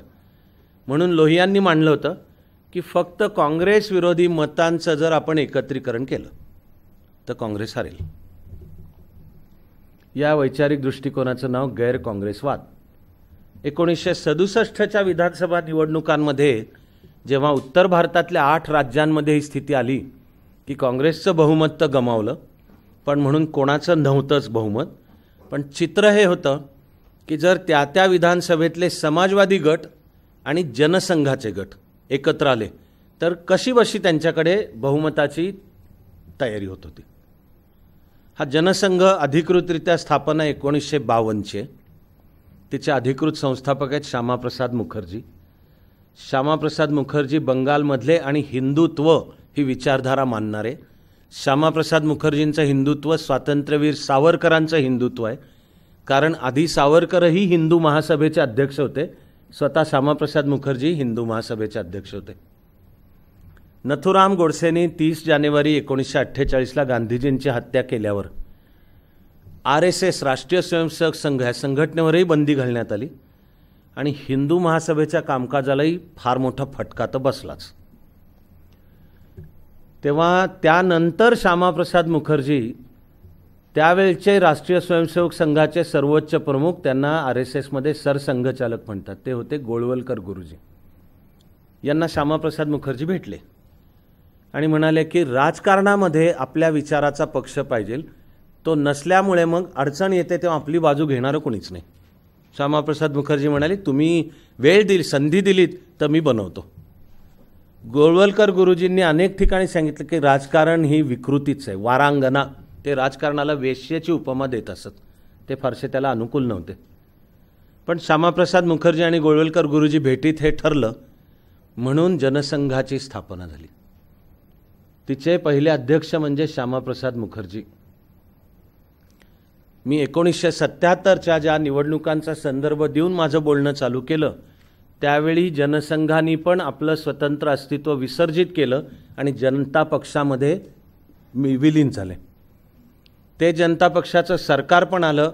त्याचा एक मुख्य नेता या नात्याने 77 सालच्या जनता पक्षाच्या मोरारजीभाई देसाई मंत्रिमंडळात अटल बिहारी वाजपेयी परराष्ट्र मंत्री होते. पण मी जसं सुरुवातीला म्हणालो तसं बघता बघता जनता पक्षाच्या ठिकऱ्या उडाल्या, सरकार पडली. म्हणून 6 एप्रिल 1980ला भाजपची अधिकृत स्थापना झाली. तेव्हा नाव भारतीय जनता पक्ष, पण त्याची सगळी वैचारिक नाळ आणि ऐतिहासिक पार्श्वभूमी ही हिंदुत्वाचा विचार. तिकडे श्यामाप्रसाद मुखर्जी, RSS संघटना, त्यांचं जे नातं आहे त्या आधारावर पुढचं सर्व चालू राहतं. पण 67 साली या गैरकाँग्रेसवाद याच्यावर त्या विधानसभांमधले समाजवादी गट आणि पंडित दीनदयाळ उपाध्याय यांच्या नेतृत्वाखाली जनसंघ यांनी आघाडी केली. ती निवडणुकोत्तर आघाडी होती, ती निवडणूक पूर्व नाही आहे. ती आघाडी निवडणुका झाल्या, होताना एकमेकाविरुद्ध उमेदवार उभे केले, प्रचारही केले, निवडणूक जाहीरनामेही मांडले. पण मतमोजणी झाल्यावर जे समोर चित्र उभं राहिलं त्यात दिसलं की 8 विधानसभात काँग्रेसचं बहुमत तर गेलं, पण गेलं म्हणून दुसऱ्या कोणाला मिळालं असं नाही आहे. पण त्या विधानसभात जर हे 2 गट एकत्र आले तर सभागृहाच्या निम्म्याच्या 2, 3, 4नी पुढे एवढी त्यांची कशीबशी बेरीज होती. ते 67. पण या 8 विधानसभांमधलं जनसंघ समाजवादी गटाला मिळून असलेलं बहुमत इतकं निसटतं होतं की जरा 2-4 जणांनी जरी टोपी फिरवली आमदारांनी तरी ती सरकार पडणं शक्य होतं. काही असलं तरी केंद्रामध्ये तर काँग्रेस आलं होतं, पण तेही अल्पमतात होतं. 67चं इंदिराजी झाल्या पंतप्रधान, पण काँग्रेसला त्याही वेळी स्पष्ट बहुमत नव्हतं. म्हणजे स्वातंत्र्यानंतरच्या 20व्या वर्षीच्या निवडणुकीत प्रथमच केंद्रात सुद्धा काँग्रेसचं स्पष्ट बहुमत गेलं. पण मुस्लिम लीग आणि कम्युनिस्ट पार्टी हिच्या आधारावर काम चलाऊ बहुमत मग इंदिराजींच्या त्या मंत्रिमंडळाला आणि काँग्रेसला मिळत होतं. पण केंद्रातली सत्ता तर हातात आहे, तिचा वापर करून या विधानसभांमधल्या आवश्यकतेप्रमाणे 2-5 जणांना म्हणता येणे की जरा इकडे या तुम्ही. कोणाला महिला म्हणायचं तुला मुख्यमंत्री करतो, तुला कॅबिनेटचं पद देतो, महामंडळ देतो. हे ही काही फार अवघड गोष्ट नाही, लोकशाहीमधलं आहे, हे जगभरचं आहे.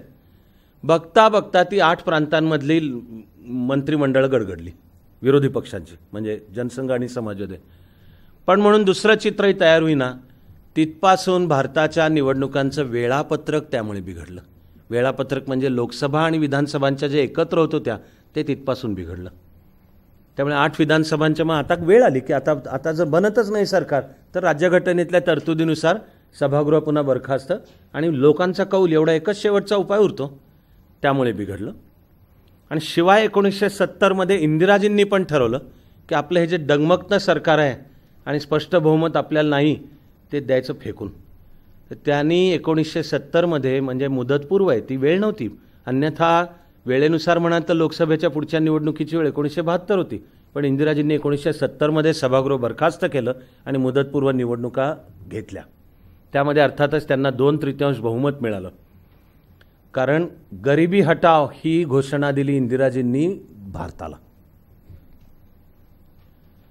म्हणजे हा देश गरीब कायमच होता, पण एक वस्तुस्थिती आहे की तो राजकीय कार्यक्रम बनवणे आणि देशातला त्यावेळचा सगळ्यात मोठा आणि मुख्य पक्ष असलेल्या सत्ताधारी असलेल्या काँग्रेसनी म्हणणे की आमचा राजकीय कार्यक्रम ही गरिबी दूर करणे आहे, गरिबी हटाव. पुन्हा एकदा काँग्रेस विरोधी कम्युनिस्टेतर सगळे एकत्र आले, त्यांनी आघाडी बनवली. तिला नावही त्यावेळी सुद्धा नाव ग्रँड अलायन्स म्हणजे महागठबंधनच आहे. पण इंदिराजी सांगत होत्या गरिबी हटाव, महागठबंधन सांगत होतं इंदिरा हटाव. लोकांनी महागठबंधनला हटवलं आणि 1970-71च्या निवडणुकीत इंदिराजींना 2/3 बहुमत मिळालं आणि त्या सत्तेत आल्या.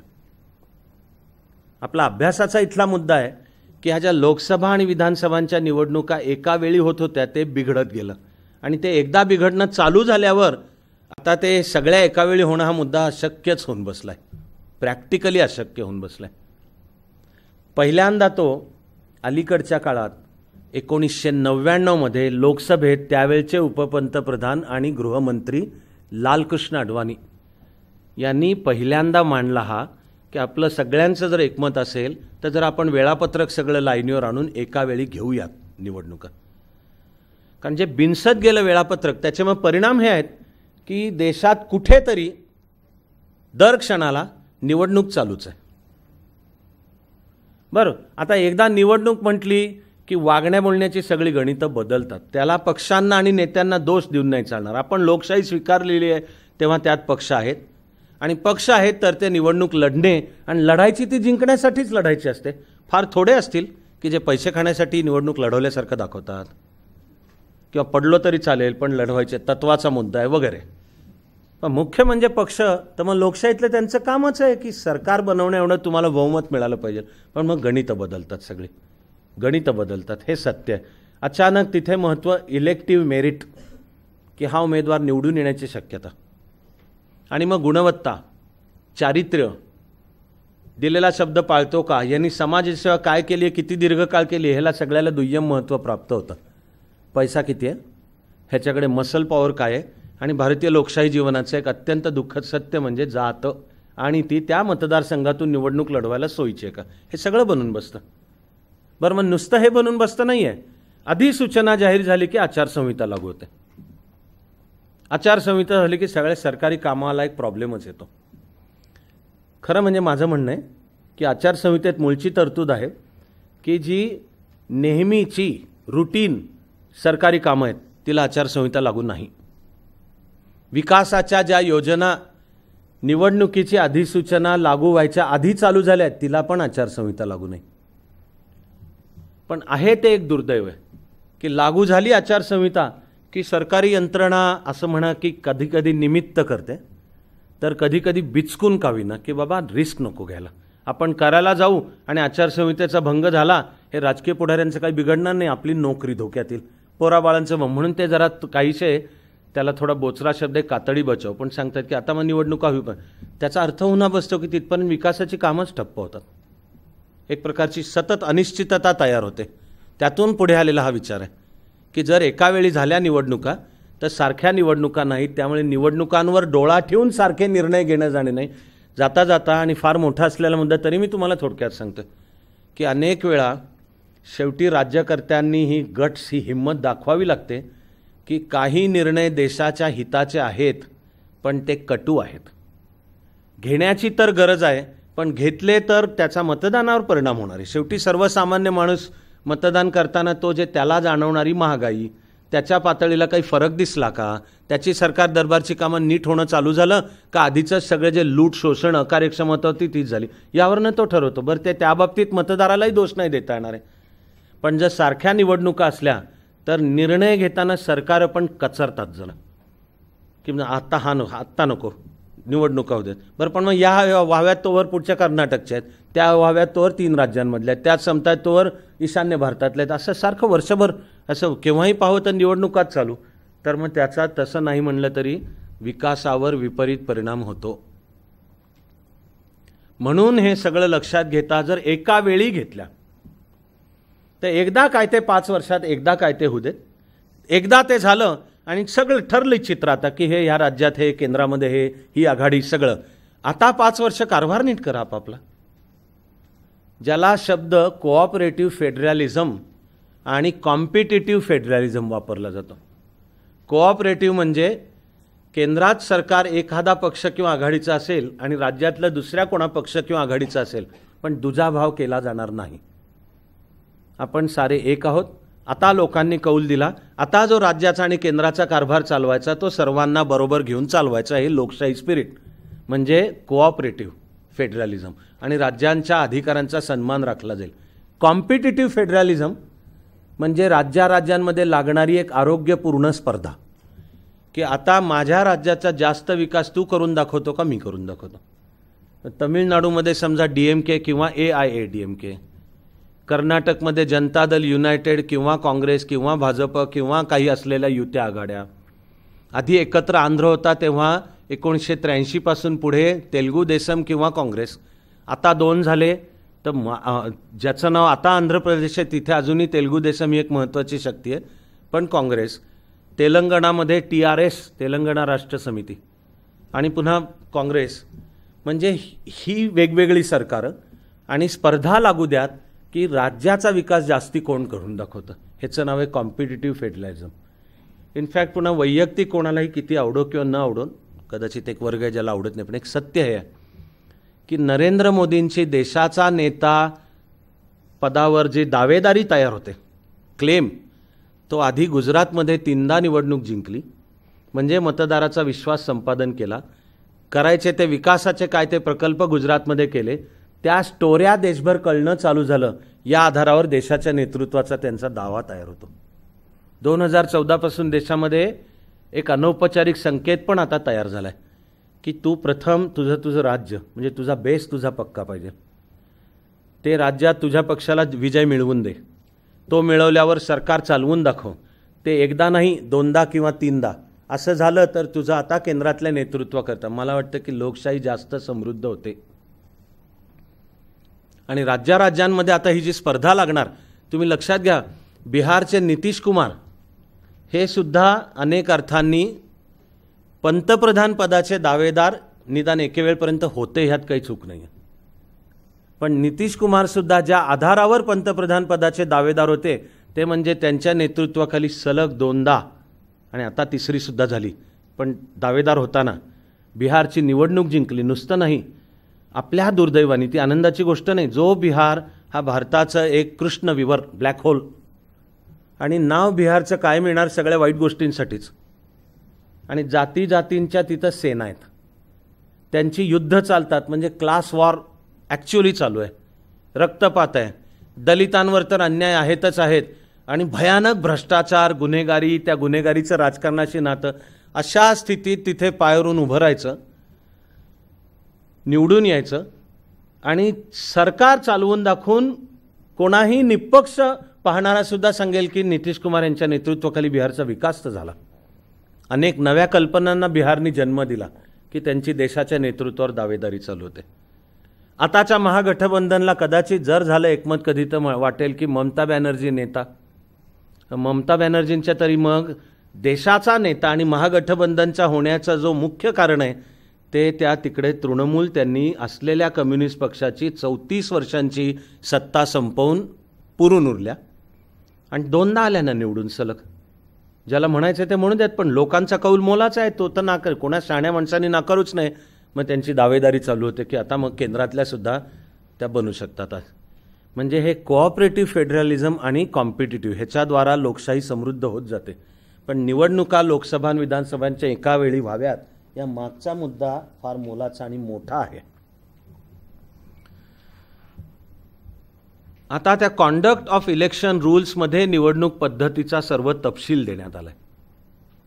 अधिसूचना लागू झाली की त्या क्षणापासून सरकारी यंत्रणा सरकारी न राहता आता ती बनते निवडणूक यंत्रणा, म्हणजे ती निवडणूक आयोगाच्या हाताखाली येते. आणि एक एक मतदान केंद्र सरासरी 1000चं असावं. ते काळकाम वेगाचं बसवलेलं गणित आहे की लोक येणार, सकाळी 7 ते सायंकाळी 5 मतदाने, म्हणजे या 10 तासांमध्ये शांत मार्गाने आणि नीट, आणि ज्याला त्याला आपापल्या सोयीने ये आणि मतदान करून जा. स्थानिक सुट्टी पण जाहीर केली जाते, कलेक्टर करतो म्हणजे निवडणूक निर्णय अधिकारी. पण ही सरकारी म्हणजे आता निवडणूक यंत्रणा खूप तपशीलवार काम करते. प्रत्येक मतदान केंद्राचा आहे एक केंद्राधिकारी, आणि मतदानाच्या दिवशी आणि मतदानाच्या वेळात त्या मतदान केंद्रावरचे सर्व निर्णय घेण्याचे अंतिम अधिकार त्या केंद्राधिकाऱ्याला असतात. हे आणखी एका सोप्या पद्धतीने सांगायचं तर मूळच्या कायदा आणि राज्यघटनेला धरूनचं वाक्य आहे की मतदानाच्या दिवशी आणि मतदानाच्या वेळात तो केंद्राधिकारी हा त्या मतदान केंद्राचा निवडणूक आयुक्त आहे, मुख्य निवडणूक आयुक्त आहे. तिथे त्याला चॅलेंजेस देता येत नाही, निर्णय त्याने घ्यायचेत.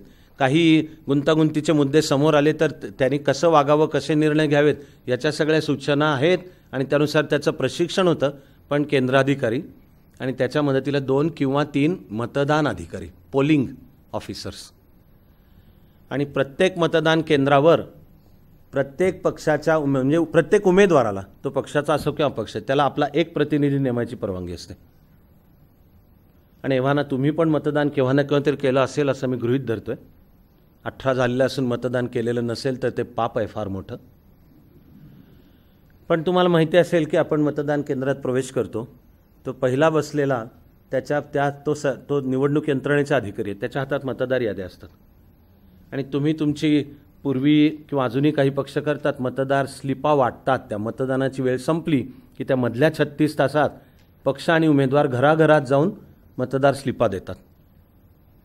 त्याच्या मागे पुन्हा एक निवडणुकीच्या कायदा नियमांच्या मधनं काढलेला एक मार्ग आहे, तो म्हणजे 36 तास आधी प्रचार बंद होतो, पण कार्यकर्ते जे म्हणजे तो सार्वजनिक प्रचार बंद होतो. म्हणून फक्त घराघरात जायचं आहे आणि हे तुमची मतदार स्लिप की तुमचं केंद्र क्रमांक 114 च्या यादीमध्ये 53, 54, 55 या नंबरला तुमचे आहेत. पण त्या स्लिपला वर त्या उमेदवाराचं नाव, पक्ष, खूण असते. शेवटचं काम की याला द्या बरं का. मतदार म्हणून आपलं काम असतं, आपण फक्त ती खालची स्लिप फाडून केंद्रावर जायचं आहे. तिथे जर हे घेऊन गेलो आपण तर तो पण गुन्हा मानला जातो. पण स्लिप खालची फाडून मतदान केंद्रात प्रवेश केला की तो पहिला बसलेला जो पोलिंग ऑफिसर आहे तो मतदार यादीतलं तुमचं नाव पाहतो, कन्फर्म करतो. उमेदवारांचे प्रतिनिधी त्याच्या मागे बसलेले असतात, असावे लागतात. त्यातल्या कोणालाही हक्क आहे आव्हान देण्याचा की हा नाहीच आहे मतदार, हा बोगस मतदार आहे, ह्याने आधी एकदा मतदान केलं आहे पण आता काहीतरी त्यांनी शाई पुसून केलं, काहीतरी केलं, जुगाड करायला आपल्या देशा एवढं कोण दुसरं नाही. आणि पुन्हा मतदाराला आलं आहे. किंवा दुसऱ्या ठिकाणचे ट्रक भरभरून आणलेले आहेत आणि त्यांनाच बोगस वोटिंगचे चिकार प्रकार आहेत. चिकार ज्या वेळेला मतदान पत्रिका होत्या त्यावेळेला तर बूथ बळकावणे नावाचा प्रकार होता, बूथ कॅप्चरिंग. आणि बूथ कॅप्चरिंग आणि मग ते घेऊन बसायच्या मतदार पत्रिका ठाक ठाक ठाक ठरलेल्याच्यावर शिक्के मारायचे, घड्या घालायच्या आणि मतदान पत्रिकेत टाकायच्या. कार्यकर्ते असण्याच्या माझ्या वर्षांमध्ये एकेवेळी नुकत्याच लोकसभा निवडणुका झाल्या होत्या आणि मी दिल्लीमध्ये चरणसिंग यांची माझी भेट होती. मी शेतकरी चळवळीत होतो, शरद जोशींबरोबरच्या, एक होता त्यांचाही विश्वास. त्यामुळे त्यांनी मला चरणसिंग शेतकऱ्यांचा नेता तर पाठवलेलं मला होतं की त्यांच्याशी काही अजून तिकडे बागपत त्यांचा मतदारसंघ आणि तिकडे मतमोजण्या चालू आहेत. तर आमचं बोलणं चालू असताना काही कार्यकर्ते आले, काहीतरी कानामध्ये काहीतरी बोलले. चरणसिंग जे भडकून एक वाक्य बोलले कि बदतमीज साले, तुमको बताया था सभी 100% वोट मुझे मत दो.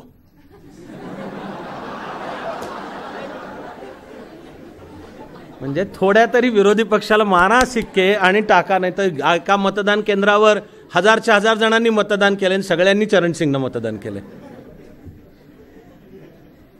तेव्हा मतदार पत्रिका होत्या तो वेळपर्यंत तर बूथ कॅप्चरिंग दुर्दैवानी हे यूपी बिहारमध्ये जास्त होतं, पण महाराष्ट्रात नव्हतं असं समजू नका तुम्ही. उलटं चित्र यूपी बिहार सकट की निवडणूक जिंकेल कोण, तर बूथ बळकवायला ज्याच्याकडे जास्त कार्यकर्ते तो निवडणूक जिंकेल.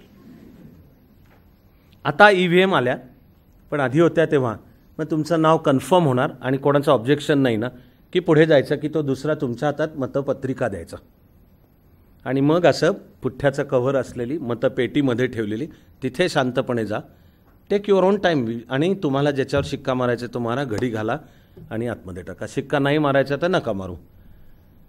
त्याच्यावर दुसरा कुठला तरी शेर लिहायचा आहे.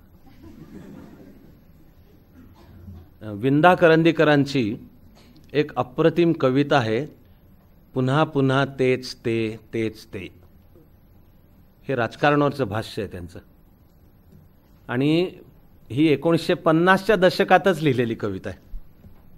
तरी त्यावेळेला विंदांनी त्यांच्या प्रतिभेचा कवी त्यांनी हे म्हणणंच चालू केलं होतं की पाट्या बदलणार आहेत, पक्षांची नावं बदलणार आहेत, उमेदवारांचे चेहरे बदलणार आहेत, पण सर्वसामान्य जनतेची फसवणूक हे पुन्हा पुन्हा तेच ते. कधी वाटलं तर ती मूळची कविता वाचा सुद्धा. त्यामुळे नाराज होऊन कोणी मतदारांना वाटलं की मला करायचंच नाही मतदान, तर निवडणूक विषयक नियमांच्या मध्ये तशी पण तरतूद आहे की मतदान केंद्रावर जाऊन केंद्राधिकाऱ्याला सांगायचं आहे की मला मतदान करायचं नाही अशी मला नोंद हवी आहे. तर मग त्या केंद्राधिकाऱ्याच्या प्रशिक्षणानुसार त्याला एक फॉर्म असतो, तो द्यायचा, तो भरून घ्यायचा आणि केंद्राधिकारी त्यावेळेला कोलतो, त्याची घडी आणि बाजूला ठेवली जाते. हे नोटा होईपर्यंत होतं, नोटाच्या आधी होतं. नंतर निवडणूक प्रक्रियेतच सुधारणा होऊन आता मतदान पत्रिकेवरच नन ऑफ द अबव की मला वरीलपैकी कोणीही पसंत नाही. आणि ती मतं आता निवडणुकीमध्ये अनेक अर्थांनी निर्णायक ठरायला लागलेली आहेत. पण ही मतदान प्रक्रिया आणि मग तुम्ही तिथून बाहेर पडता. आता EVM आले आणि त्यावर काही जणांना तऱ्हातऱ्हांच्या विविध शंका आहेत.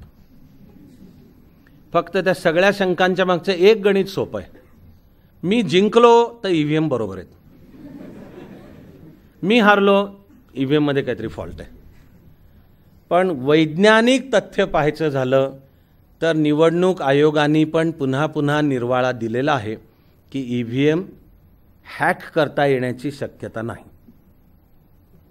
माझाच एक बॅचमेट आलोक शुक्ला, तो आता निवडणूक यंत्रणेत सुद्धा वरिष्ठ पदांवर आहे, त्याचं पुस्तक आहे फक्त EVM वर आणि एकेवेळी निवडणूक आयोगाने सुद्धा सर्व पक्षांना आव्हान देऊन झालं की ठीक आहे, तुम्ही या आणि आम्हाला करून दाखवा हॅक हे EVM, आणि आम्हाला हॅक करून दाखवा. ते आव्हान स्वीकारलं कोणीही नाही आहे. वेळेअभावी मी तुम्हाला एकच महत्त्वाचा मुद्दा सांगतोय. अन्य देशांनी जेव्हा EVM घेतल्या ना, त्यांच्या EVM इंटरनेटला जोडलेल्या आहेत, तर हॅक करता येतात. भारताने EVM करताना निर्णय घेतला की त्या जोडलेल्याच नसतील, स्टँड आउट म्हणजे जोडलेलेच नाही. प्रत्येक EVM हे इलेक्ट्रॉनिक युनिटच वेगळं आहे, ते कुठे इंटरनेटला जोडलेलंच नाही आहे. त्यामुळे हॅक किंवा व्हायरस त्याच्यामध्ये घाला हे शक्यच नाही आहे. आधी मतपेट्या जशा होत्या आणि मतदार येऊन मतदार पत्रिका घ्यायचा आणि मग त्याची घडी घालून आत सोडायचा, त्याच्या जागी फक्त EVMचं ते मशीन आलं. आता तुमचं काम तुमच्या पसंतीच्या उमेदवाराच्या समोरचं बटन दाबा, तिथे काही सेकंद थांबा, त्याच तुम्ही ज्याच्यासमोर बटन दाबलं त्याच्याच इथे दिवा लागणार आहे त्याची खात्री करून घ्या. तर त्याचा अर्थ आहे की तुम्ही ज्याला मत दिलं त्यालाच गेलं आहे. EVMबद्दल हेही बोललं गेलं की तुम्ही बटन काही दाबलं तरी ते मत विशिष्ट अमुकालाच जातं आहे किंवा दर 5च्या मधलं जातं आहे वगैरे. तर आता तर येणाऱ्या निवडणुकीमध्ये ही VVPAT व्होटर व्हेरीफाईड अशी ट्रेल म्हणजे ते मिळणार आहे. आपण क्रेडिट कार्ड जेव्हा स्वाईप करतो तर बिल प्रिंट होतं, म्हणजे आपल्या पण हातात एक पेपर कॉपी राहते VVPAT. तर येणाऱ्या निवडणुकांमध्ये ते होणार आहे, तेव्हा मला नाही वाटत की EVMमध्ये काही शंकास्पद आहे. आता मतदार आला केंद्रावर, आणि याही वर्षी अशा बातम्या दिसल्या तर मला फार आश्चर्य वाटणार नाही, दिसल्या नाहीत तर आश्चर्य वाटेल. ते म्हणजे हजारोच्या संख्येने अनेक मतदारांना ऐन मतदानाच्या दिवशी लक्षात येतं की मतदार यादीतनं आपलं नावच गायब झालं. आयुष्यभर आपण ज्या बूथवर आणि ज्या नंबरवर आपण तिथं सापडूनच येत नाही आहे. आपलं दुर्दैव आहे, पण त्याला निवडणूक यंत्रणा म्हणजे सरकारी यंत्रणा मुख्यतः जबाबदार आहे, पण अंतिमतः नागरिक मतदार पण जबाबदार आहे. कारण प्रत्येक निवडणुकांच्या आधी मतदार याद्या जाहीर केल्या जातात. त्याआधी हार्ड कॉपीमध्ये असायच्या त्यावेळपर्यंत एक मुदत आहे की आपापलं नाव चेक करा आहे का नाही, ती संधी असते. नसलं तर वेळच्या वेळी निवडणूक यंत्रणेला सांगता येतं आणि अजूनही नाव येऊ शकतं. व्यवहार तर मलाही माहिती आहे की कोट्यवधी नागरिक की जे रोजचा जगण्याचा संघर्ष करतायत ते त्यातून कधी त्यांचं नाव व्हेरीफाय करून घेणार आहेत कधी, पण असं ते दोन्हीकडनं नातं आहे. आणि आता सगळं इलेक्ट्रॉनिक आहे, तर जेवढं ज्यांना मोबाईल असो 3G असला स्मार्टफोन तर आपलं नाव आहे का हे काही कमांड्स देऊन चेक करता येतं. तरी दुर्दैवाने हे घडतं, गुंतागुंतीचं आहे. पण काही मतदारांना मतदानाचा संधी मिळत नाही. त्या बाबतीतला नियम हा आहे निवडणुकीच्या नियमात की केंद्राधिकाऱ्याला सूचना आहेत की शक्यतो नागरिकांना आपला मतदानाचा हक्क बजावता येईल अशा रीतीने घ्यावं मतदान. म्हणजे एखादा मतदार आला तर याला मतदान करू द्यायचं का नाही हे त्या दिवशी ठरवण्याचा सर्व अंतिम अधिकार केंद्राधिकाऱ्याला आहे. आणि सूचना त्याला ही आहे की शक्यतो मताधिकार बजावता येईल अशा तऱ्हेने करा. आता केंद्राधिकारी म्हणतो किंवा तो म्हणतो यात फार चूक नाही की माझे पण हात बांधलेले आहेत कुठे न कशाने, नाव यादीतच जर नसेल तर बाबा मी तुम्हाला कशाच्या आधारावर देऊ. वोटर्स ID कार्ड शेषन यांनी सुरुवात केली आणि करून घेतली, ती हातात असतात, त्याच्यावर नोंद असते.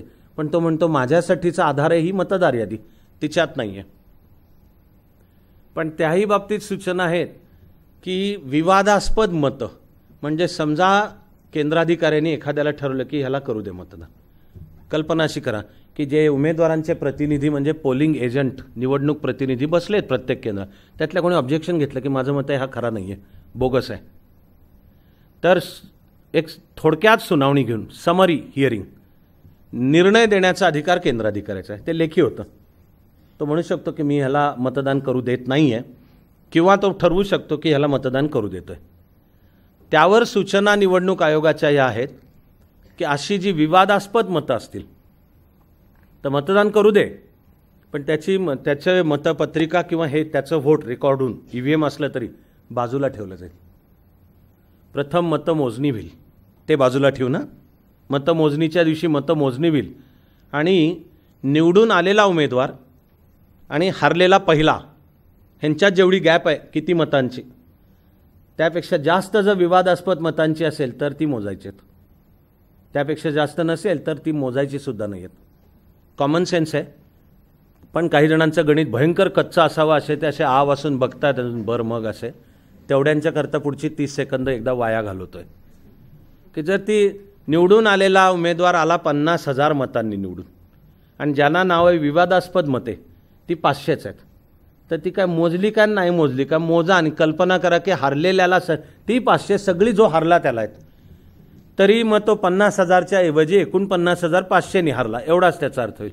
मूळच्या निकालात नाही बदल होणार आहे.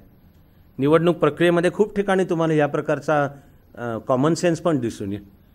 पूर्वी मतदान पेट्या आणि आता EVM हीची एक शिस्त ठरलेली आहे की मतदान झालं की सर्वांच्या देखत म्हणजे मतदान प्रतिनिधींच्या त्याला सील लागतं, बंद केलेलं असतं, त्याला खाली कागद आहे त्याला आणि त्याच्यावर केंद्राधिकाऱ्याची स्वाक्षरी आहे. आता आणि ते सगळ्या EVM त्या एका ठिकाणी केंद्रीय जिथे नंतर मतमोजणी होणार आहे ठरलेलं असतं सगळं कुठे, तिथे त्या सगळ्या EVM जाऊन दाखल होणार. मतमोजणीच्या दिवशी फेऱ्या ठरलेल्या आहेत आणि एका फेरीमध्ये सरासरी 20 टेबलं असतात, एका फेरीत एक एक, तर ते EVM त्यांच्यासमोर. मतमोजणीच्या वेळीसुद्धा प्रत्येक पक्ष आणि उमेदवाराला आपला प्रतिनिधी प्रत्येक टेबलपाशी नेमायचे अधिकार आहेत, ते पण पाहणार. त्यांना सगळ्यांना ते दाखवलं जाते पेटी अथवा आता EVM तिच्यावरचं सील, ते टॅम्पर म्हणजे त्याला काही झालेलं नाही ना, मूळ केंद्राधिकाऱ्याची स्वाक्षरी आणि सगळ्यांनी पाहिलं मान्य केलं, मग ती उघडली जाते, मतमोजणी होते. मग त्यांना फॉर्मॅट दिलेले आहेत त्याच्यावर ते उमेदवार निहाय नोंदवतात कोणाला किती मतं मिळाली माझ्या पेटीतनं EVMमधनं. ते समोर व्यासपीठावर निवडणूक निर्णय अधिकारी रिटर्निंग ऑफिसर बसलेला असतो, 20च्या 20 टेबलच्या त्याच्यापाशी जाते यादी, त्याच्या बेरजा होतात. त्यानंतर तो अधिकृत जाहीर करतो की पहिल्या फेरी अखेर हा उमेदवार आघाडीवर आहे, याला एवढी मतं, याला एवढी, या तऱ्हेने ते साधारणपणाने आता EVMमुळे दुपारपर्यंत रुझान म्हणतात, कल तर स्पष्ट झालेले असतात मोजणी पुढे, तरी त्याला अनेक आहेत अर्थ. मगाशी पण मी उल्लेख केला की समजा कोणा मतदाराला वाटत असेल मला द्यायचंच नाही मतदान, करायचंच नाही आहे, सगळेच बेकार आहेत आणि मला करायचंच नाही आहे, तर निवडणूक प्रक्रियेमध्ये ही सुधारणा होण्यापूर्वीसुद्धा ही व्यवस्था होती की तरीसुद्धा मतदान केंद्रावर जा आणि केंद्राधिकाऱ्याला सांगा की मला तो फॉर्म पाहिजे आणि त्याच्यावर नोंदवलेलं पाहिजे आणि मग खाली तुमची स्वाक्षरी पाहिजे. साधारणपणाने 1979 पासून तर मी वेळोवेळी मतदार जागृती मोहिमा, व्होटर अवेअरनेस कॅम्पेन ह्याचा मी एक कार्यकर्ता म्हणून सहभागी होतो. एक बेसिक आणि किमान आव्हान, मतदान तर करा, पवित्र हक्क आहे आणि तो बजावला पाहिजे, त्या मतदान तर करा. त्यावेळी जेव्हा काही लोक म्हणतात की सगळेच बेकार आहेत मग कशाला कोणाला करू, तरी त्यांनाही मी त्या काळात सुद्धा सांगायचो, असं माझं लेखन पण आहे की ठीक आहे ना, तुम्हाला जर कोणीही पसंत नसेल तरी केंद्रावर जा. 2 उपाय आहेत, एक तो फॉर्म मागा, ओके, किंवा दुसरा उपाय काहीतरी करून तुमची मतदार पत्रिका बाद होईल असं ठरवा, बाद होईल असं काहीतरी करा, म्हणजे 2 शिक्के मारा. त्या मतदार पत्रिकेवर सांगितलेल्या ठिकाणचा शिक्का याच्याशिवाय काही असलं तर ती मानली जाते इनव्हॅलिड, अवैध मतदान आहे. 2 शिक्के मारा, नाही काहीतरी शेर लिहून ठेवा, काहीतरी खाली काहीतरी, आवरतो मी स्वतःला.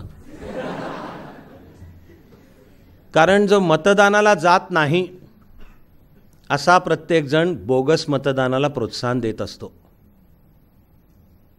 या भारत देशाचं फार मोठं दुर्दैव म्हणजे स्वतःला सुशिक्षित आणि मध्यमवर्गीय म्हणवणारा वर्गच सगळ्यात कमी मतदान करतो. तो निवडणुकीच्या दिवसाला सुट्टी समजतो आणि घरच्या सुखासीन दिवाणखान्यात बसून मात्र चर्चा करतो की राजकारण सगळं कसं वाईट आहे, पक्ष पण सगळे कसे एकाच माळेचे मणी आहेत, हे सरकार आलं काय आणि गेलं काय, रंक चढले राव पडले, आमच्या ह्याच्यात काय फरक पडतोय, म्हणून महाबळेश्वरला जातात सुट्टीच्या दिवशी. माझं म्हणणं पाप आहे फार मोठं. आणि तुम्ही जर लोकशाहीमधला हा एवढा किमान म्हणजे मतदानचा हक्क बजावणे एवढं पण करणार नसाल तर चांगलं सरकार मिळालं पाहिजे म्हणण्याची तुम्हाला अधिकार नाही, चांगलं सरकार मिळण्याची लायकीसुद्धा नाही, बजावलं पाहिजे. पण आता तर निवडणूक प्रक्रियेत दुरुस्ती होऊन नोटा आलं, नन ऑफ द अबव. एवढंच नाही तर गुजरात विधानसभेची निवडणूक, त्यानंतर कर्नाटक विधानसभेची निवडणूक आणि शेवटच्या झालेल्या विधानसभांमध्ये राजस्थान आणि मध्य प्रदेशमध्ये नोटाचा सत्ताधारी भाजपवर विपरीत परिणाम असं कोणी पण जाणकार निष्कर्ष काढेल. आणि मोठं आहे प्रमाण.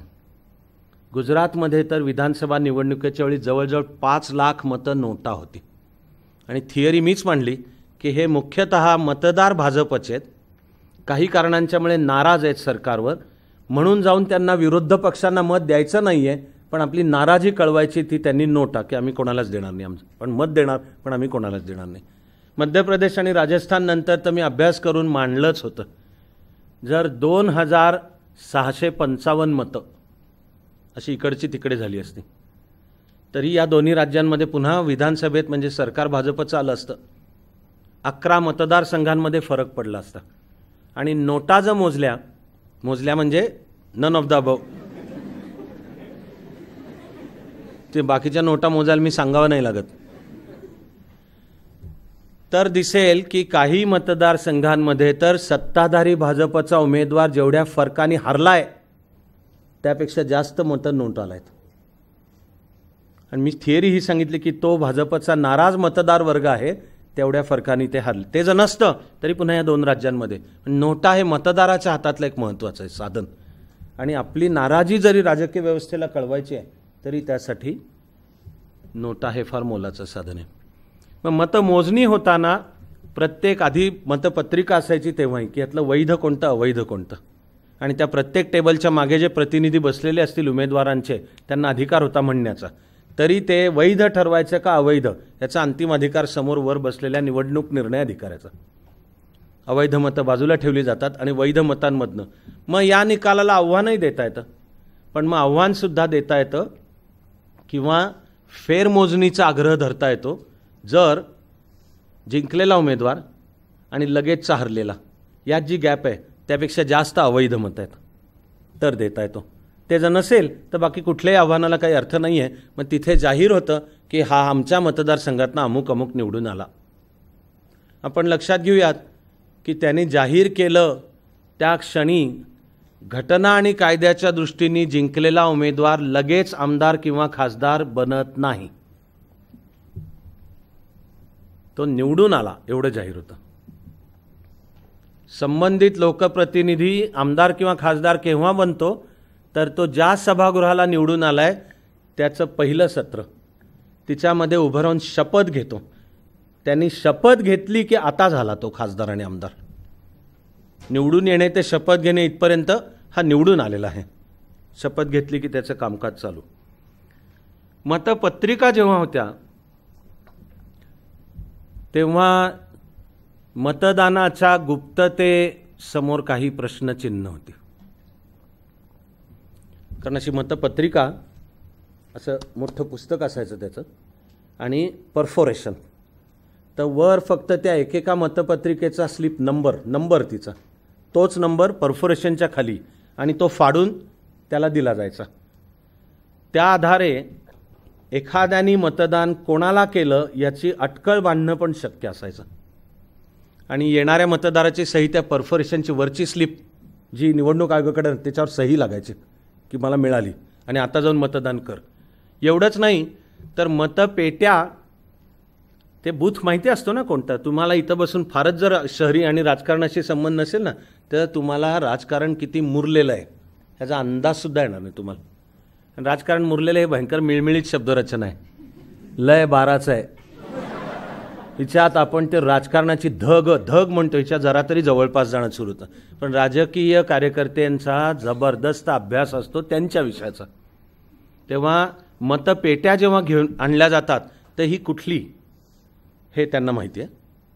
आणि तिथली मोजणी झाली आणि त्यात जर दिसलं की आपल्या विरुद्धच्याला जास्ती मतं मिळाली, ठीक आहे, पण निवडून आला आपला उमेदवार, तर लक्षात ठेवून हिशोब चुकते केले जातात की ठीक आहे अमुक बूथ तुम्ही आमच्या उमेदवाराला दिले नाही काय, चल तुला विहीर मिळू देत नाही, रोजगार हमीचं काम मिळू देत नाही, तुझ्या गावातली वीजच जाईल, हे काही तुझ्या लोकांना कामच देत नाही, टेकीला येऊन जोपर्यंत ते गाव साहेब तुम्हीच नेता, पण आमच्या गावाला अमुक द्या.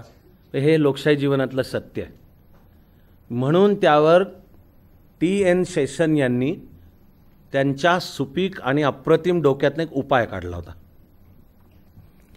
तो म्हणजे त्यांनी आपले अधिकार वापरून सांगितलं की मतमोजणी तर पेटी निहाय होणारच नाही.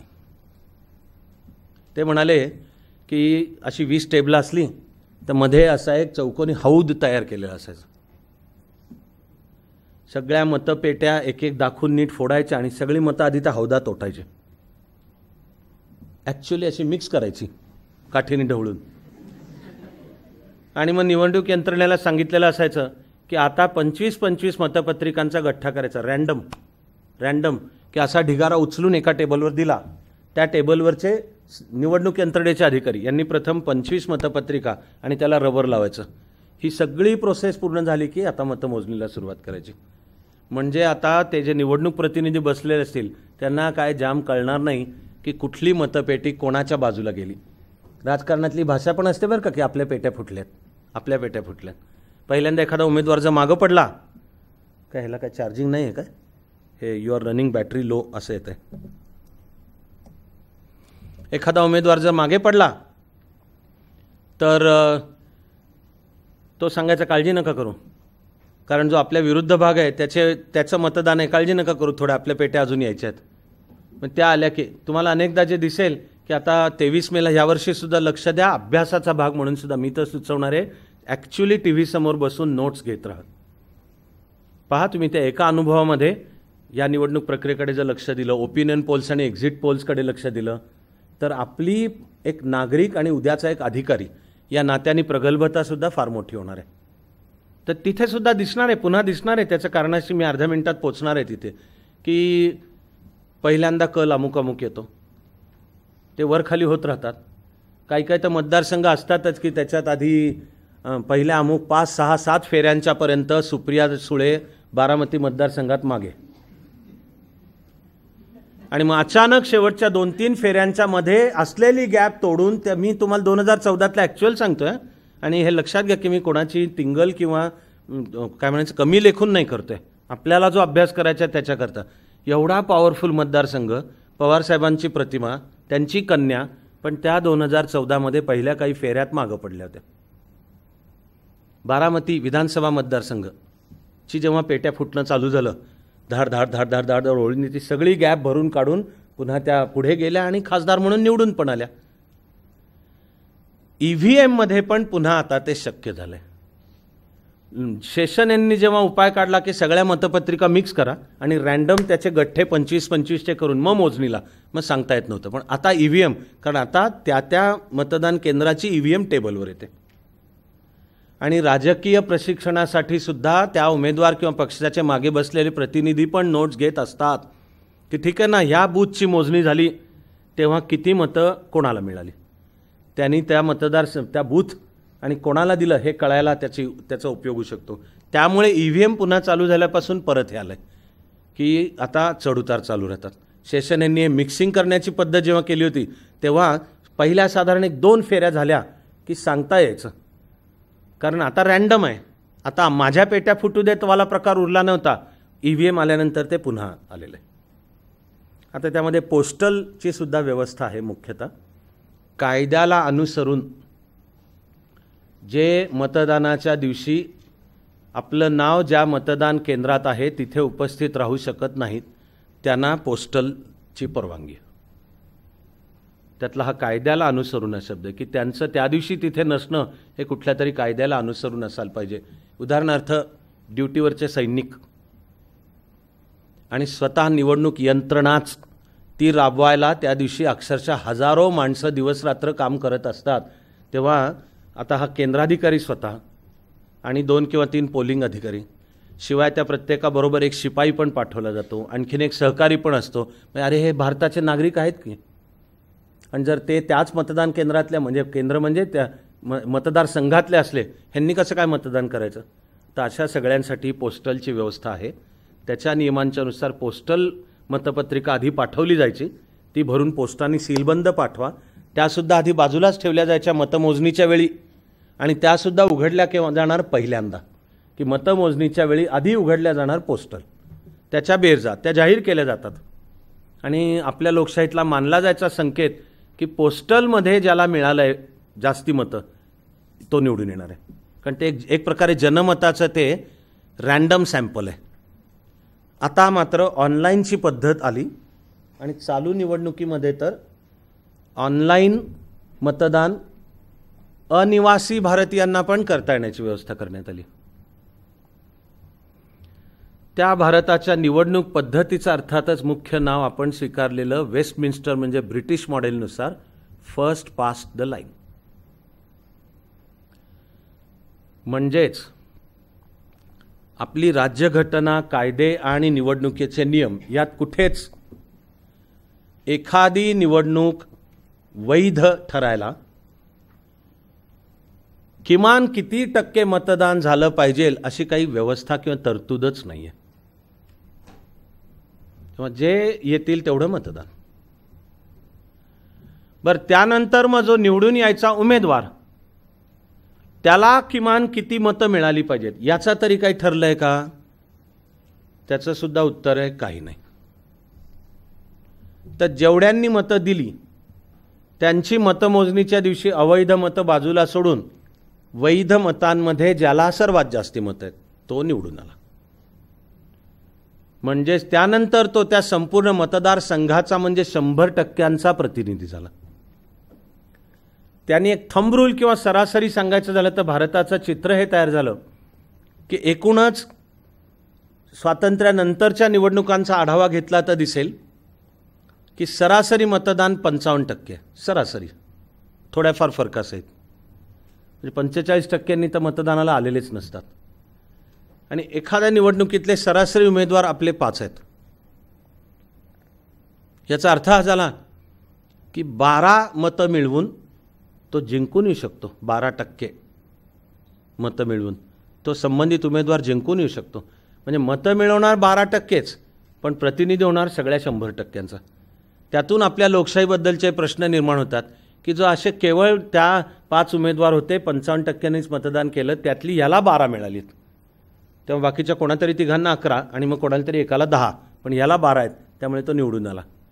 तर ही लोकशाही जनमताचं खरं प्रतिनिधित्व करते का असा एक सार्थ प्रश्न आपल्या लोकशाहीबद्दलचा उपस्थितही होतो. त्याचमुळे असंही दिसेल की जातीपातींवर समाज फोडण्याच्या राजकीय शक्ती पण मग कामं करतात.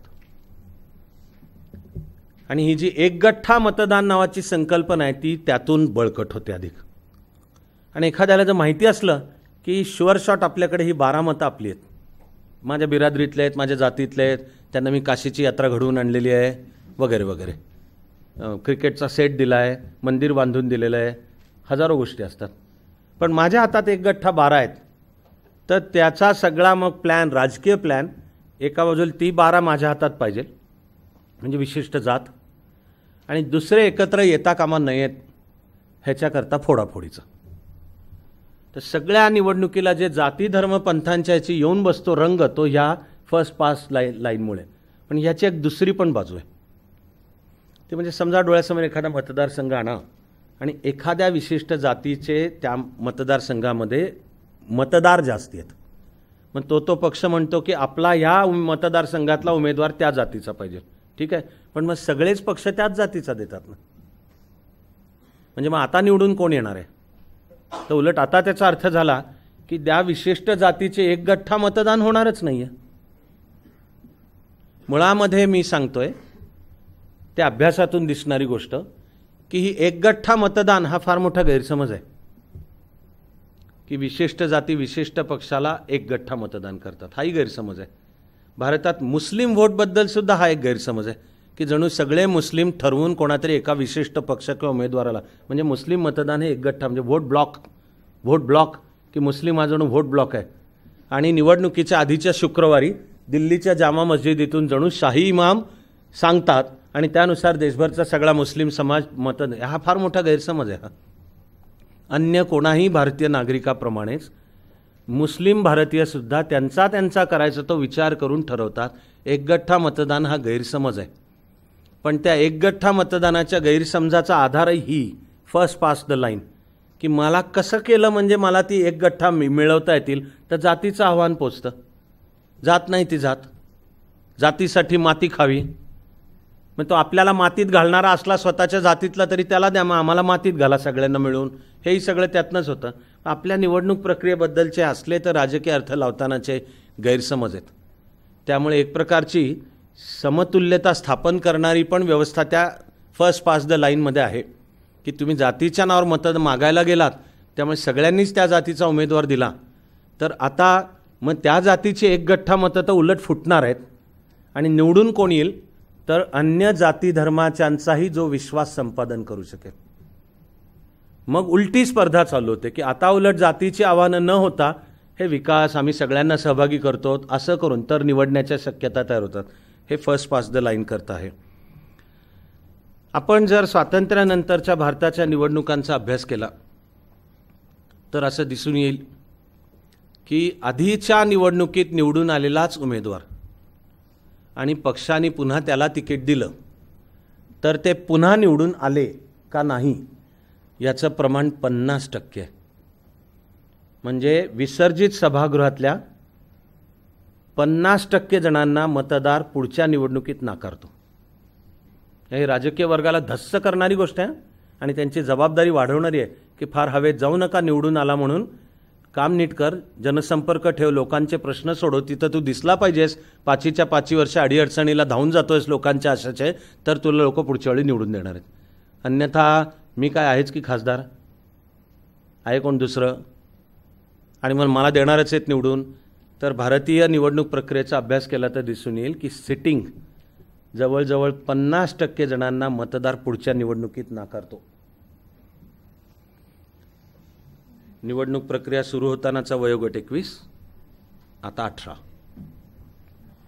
आणि या वेळेला 21व्या शतकात पहिल्यांदा जन्म झालेले मतदान करणार आहेत आणि त्यांच्यानुसार निवडणुकीची दिशा ठरणार आहे.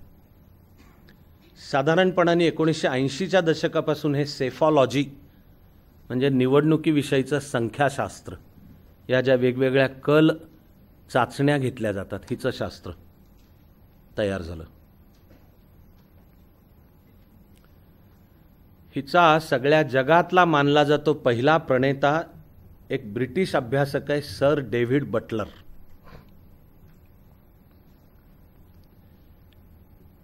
हे भारतामध्ये आणलं प्रणय रॉय आणि त्याचा सहकारी दोराब सोपारीवाला. हे दोघांना थेट सर डेव्हिड बटलरचं मार्गदर्शन पण मिळालं. पण म्हणून या दोघांनी डेव्हिड बटलर जे सगळं सांगतोय ते तसंच्या तसं घेऊन भारतीय निवडणूक पद्धतीला लावलं नाही. आपल्या देशाची संस्कृतीची वैविध्याची वैशिष्ट्य लक्षात घेऊन त्यांनी आवश्यक ते संख्याशास्त्रातले बदल केले, ही निवडणूक पाहणी कशी करायची याच्यातले बदल केले आणि साधारण 1980च्या दशकांपासून त्यांनी निवडणुकांचं रुझान कल काय हा सांगणं चालू केलं. त्याच्यामुळे ह्या वेगवेगळ्या संज्ञा आहेत. ओपिनियन पोल म्हणजे कल चाचणी आहे. आता तर ती केवळ निवडणुकीपुरती नाही घेतली जात, तर मूड ऑफ द नेशन म्हणजे वेळोवेळी, किंवा आता निवडणुका नाही आहेत पण स्वतंत्र यंत्रणा निपक्षपातीपणाने लोकांना सरकारच्या कारभारावर काय वाटतंय अशाही घेतात. किंवा आता उद्या जर निवडणूक असेल तर सध्या लोकमतं ज्यानुसार देतील त्याचं वरनं काय दिसून येतं, या सगळे घेतात मूड ऑफ द नेशन. आणि मग मतदान करून मतदार चाललाय त्यावेळी त्याची मुलाखत घेतली जाते, त्याचं नाव एक्झिट पोल आहे. भारतातल्या आत्ताच्या नियमांनुसार निवडणूक आयोगाने जाहीर केलेल्या निर्णयानुसार कल चाचण्या कधीपर्यंत जाहीर करता येईल ह्याला मुदत आहे. तूर्त बोलायचं तर 11 एप्रिलला पहिलं मतदान चालू होणार, म्हणजे 9 एप्रिलच्या संध्याकाळी 5 वाजता सगळा प्रचार संपला पाहिजे, सार्वजनिक प्रचार संपला पाहिजे. त्याच्यानंतर ओपिनियन पोलला परवानगी नाही आणि एक्झिट पोल घेऊ शकता पण एक्झिट पोल जाहीर करायला परवानगी नाही आहे. निकाल त्या सगळ्या मागचं आहे की आता भारताच्या निवडणुका 5 यावेळी 7 टप्प्यांमध्ये होणार आहेत. 2014च्या 9 टप्प्यात झाल्या होत्या. ती निवडणूक घेण्याची भारताची प्रशासकीय आणि कायदा सुव्यवस्थेची गरज आहे. निवडणूक यंत्रणा नीट चालण्याकरता SRPF CRPF पण तैनात केलेले असतात. त्यामुळे एका भागात विशिष्ट आधी घेतल्या आणि मग पुढच्या टप्प्याला पुढचा तिथले SRPF CRPF त्या पुढच्या ठिकाणी हलवले जातात. म्हणून ते 5, 7, 9 टप्प्यांमध्ये होतात. आत्ता 7 आहेत.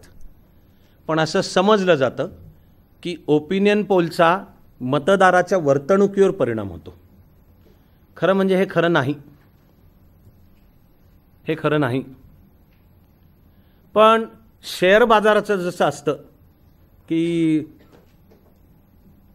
कोणीतरी सांगितलं की अमुक अमुकाचा शेअर वर जाणार आहे, तर हो का, म्हणजे त्याच्यावर नफा जास्ती मिळणार आहे म्हणून जास्ती लोक तो शेअर खरेदी करायला जातात म्हणून वर जातो. तो अंदाज सांगितला म्हणून गेलेला नसतो. आपल्या लोकशाही प्रक्रियेत पण हे आहे की लोकांना असं वाटतं की मी ज्याला मत दिलं तो जर निवडून आला तर माझं मत बरोबर ठरलं, मी मत दिलेला हरला तर लोक म्हणतात माझं मत वाया गेलं. खरं म्हणजे वर्णन चुकीचं आहे. असं वाया नसतं. पण त्यामुळे जर ओपिनियन पोल्समध्ये दिसून आलं की अमुक अमुकाचा विजय होतोय तर त्याच्या विजय होण्याच्या शक्यता आणखी वाढतात. कारण लोक म्हणणार असं आहे का, तो होतोय का, मग मी माझं पण मत मी जाऊन त्यालाच देतो. खरं म्हणजे नीट अभ्यास केला तर हे खरं नाही असं दिसून येईल. पण निवडणूक आयोगाने ह्या कल चाचण्या आणि विशेषतः एक्झिट पोलला शेवटचा टप्पा मतदानाचा जो या वेळेला 19 मे आहे तिथपर्यंत बंदीच केली आहे. 19 मेच्या संध्याकाळी 5. तर तुम्हाला दिसेल की बहुतेक सगळे चॅनल, वेगवेगळे वृत्तपत्र त्यांच्या त्या 19 मेच्या संध्याकाळी 5 ते आधीपासून जाहीर पण करणं चालू करतील की 5 वाजता टीव्ही समोर बसावं असं असं असं करत. पण एक्झिट पोल त्या वेळपर्यंत बंदी आहे त्याला. तसं प्रणय रॉय आणि दोराब जी सोपारीवाला यांनी काही भारतापुरत्या वेगळ्या संज्ञा आणल्या. एवढं करून आपण आज थांबणार आहोत. एवढ्यावर आज थांबून प्रार्थना. मी ह्याचाच भाग 2 लवकरच केव्हा नीट आधी कळवलं जाईल त्यावेळेला आपण तो घेऊ. तर मतदानाचा स्विंग ही एक संज्ञा आहे. कोणाच्या बाजूनी आहे आणि कोणाच्या विरुद्ध आहे आणि तो स्टॅटिस्टिकल सांगता येतो अशी पाहणी करता येते की आधी अमुक एवढे एवढे टक्के जण ह्या पक्षाला देत होते पण यावेळेला असं दिसतंय की त्यांची 3% मतं कमी होत आहेत. पण मग त्यांची 3 कमी होत आहेत तर ती कुठे जात आहेत, याला स्विंग हा शब्द आहे. शिवाय भारताच्या निवडणूक प्रक्रियेचा अभ्यास करून त्यांनी शास्त्रीय असं शोधून काढले आणि ते बऱ्याच प्रमाणात बरोबर ठरतं. ते कायमचं असणार नाही पण ते ठरतं बरोबर. त्याला त्यांनी संज्ञा वापरली स्विंग झोन. तर स्विंग झोन म्हणजे हा मतदारसंघ हा भारतातल्या एकूण निकालाचं प्रतिनिधित्व करतो. म्हणजे जर असं दिसून आलं की अरे त्यात आता तुम्ही लक्षात घ्या, आपल्याला हे एवढं थोडक्यात करून आज प्रार्थना करून थांबायचं आहे. काही फिक्स मतदारसंघ असतात की तिकडे तुम्ही काही करा, त्याला दुसरा सौम्य शब्द आपटा, तिथनं कोण निवडून येणार ठरलेलं आहे साधारणपणाने. ह्याच्यात पण बदल होतात पण साधारणतः पंतप्रधान म्हणजे एकेवेळचे पंतप्रधान चंद्रशेखर तर त्यांचा बलिया मतदारसंघ होता. चंद्रशेखर आहेत तोवर बलिया मतदारसंघात त्यांचा पराभव होऊच शकत नाही. हे कमलनाथ मध्य प्रदेशातले काँग्रेसचे ज्येष्ठ नेता, त्यांचा छिंदवाडा मतदारसंघ आहे. प्रतिमा ही आहे की छिंदवाडामध्ये कमलनाथ यांचा पराभवच होऊ शकत नाही. शरद पवार तर बारामतीत शरद पवारांचा पराभव होऊ नाही शकत. असं त्याला फारच तुम्ही त्या पक्षाचे प्रवक्ते पाहिजे म्हणायला. पण बाकी हे जसं आहे की काही अमुक पक्षाचे किंवा व्यक्तींचे तसे काही मतदारसंघ आहेत की ह्यांचं कधीच आधी सांगता येत नाही. आणि इथला मतदार एक गठ्ठा आपण ज्या तऱ्हेने वागतो, बोलतो, करतो त्याच्या देशाचं प्रतिबिंब पडलेलं असतं. त्याला वापरली जाते संज्ञा स्विंग झोन. स्विंग झोन की वेगवेगळे प्रांत, त्यांच्या भाषा, त्यांची सामाजिक स्थिती अशी लक्षात घेऊनचा की अमुक मतदारसंघ काय करतो यावरनं निष्पन्न होणार आहे की ह्यावेळी अंतिमता विजय कोणाचा होतो, ह्याला स्विंग झोन. आज लक्षात घेऊन ज्याच्यावर आजची प्रार्थना करून थांबूयात. आणि मी फार दिवस न घालवता भाग 2 केव्हा घेईन ते सांगतोच. पण या दोघांनी आणखी एक संज्ञा तयार केली, तिचं नाव आहे इंडेक्स ऑफ अपोजिशन युनिटी. आजच्या पुरता बोलताना मी शेवटचा मुद्दा बोलून थांबणार आहे. IOU index of opposition unity म्हणजेच हा नीट लक्षात घ्यायचा आहे. माझ्या मते हा फार मोलाचा अभ्यासाकरता आणि भारत, त्याची लोकशाही, त्यातली निवडणूक प्रक्रिया समजायला फार मोलाचं आहे. आपण हे पाहून झालं थोड्या वेळापूर्वी की फर्स्ट पास्ट द लाईन यामुळेच मतदान कमी असूनही विजय मिळवता येणं शक्य होतं. तिथे तुम्हाला ह्या संकल्पनेचा अर्थ लक्षात येणं चालू होईल. आणि मी जो अर्थ सांगून बहुधा शेवटच्यांदा उल्लेख करतोय की त्यानंतर आपण प्रार्थना करायची आहे इंडेक्स ऑफ ऑपोजिशन युनिटी म्हणजे 5 उमेदवार आहेत, त्यांच्यात कोणाचा पायपोस कोणाच्या पायात नाही आहे, तर त्यामुळे 12 मतं घेऊन जिंकू शकणार आहे कोणीतरी. पण या उलट त्या 5तल्या कोणातरी दोघांनी ठरवलं की अरे आपण जे एकमेकाशी भांडतो त्या नादात हा निवडून येतं बघ, हे बघ, त्यापेक्षा तुला 11 मतं मिळणार आहेत आणि समजा मला 10 मिळणार आहेत, आपण जर आपलं भांडण विसरू आणि एकत्र येऊ. याचं नाव आहे इंडेक्स ऑफ अपोजिशन युनिटी. तो जेवढा जास्त तेवढा त्यावेळी सत्तेत असलेल्या म्हणजे इन्कम्बंट, त्यावेळी जो सत्तेत आहे त्याला धोका जास्ती मोठा आहे. Index of opposition unity. आपण एक पाहिलं की स्वातंत्र्यानंतरच्या ज्या सर्व निवडणुकांमध्ये काँग्रेसचा विजय झाला लोकसभेत, नुसता नाही तर 2/3 सुद्धा बहुमत मिळालं. अशा सर्व वेळी काँग्रेसचं मतदानाचं सरासरी प्रमाण असायचं 40 ते 43%.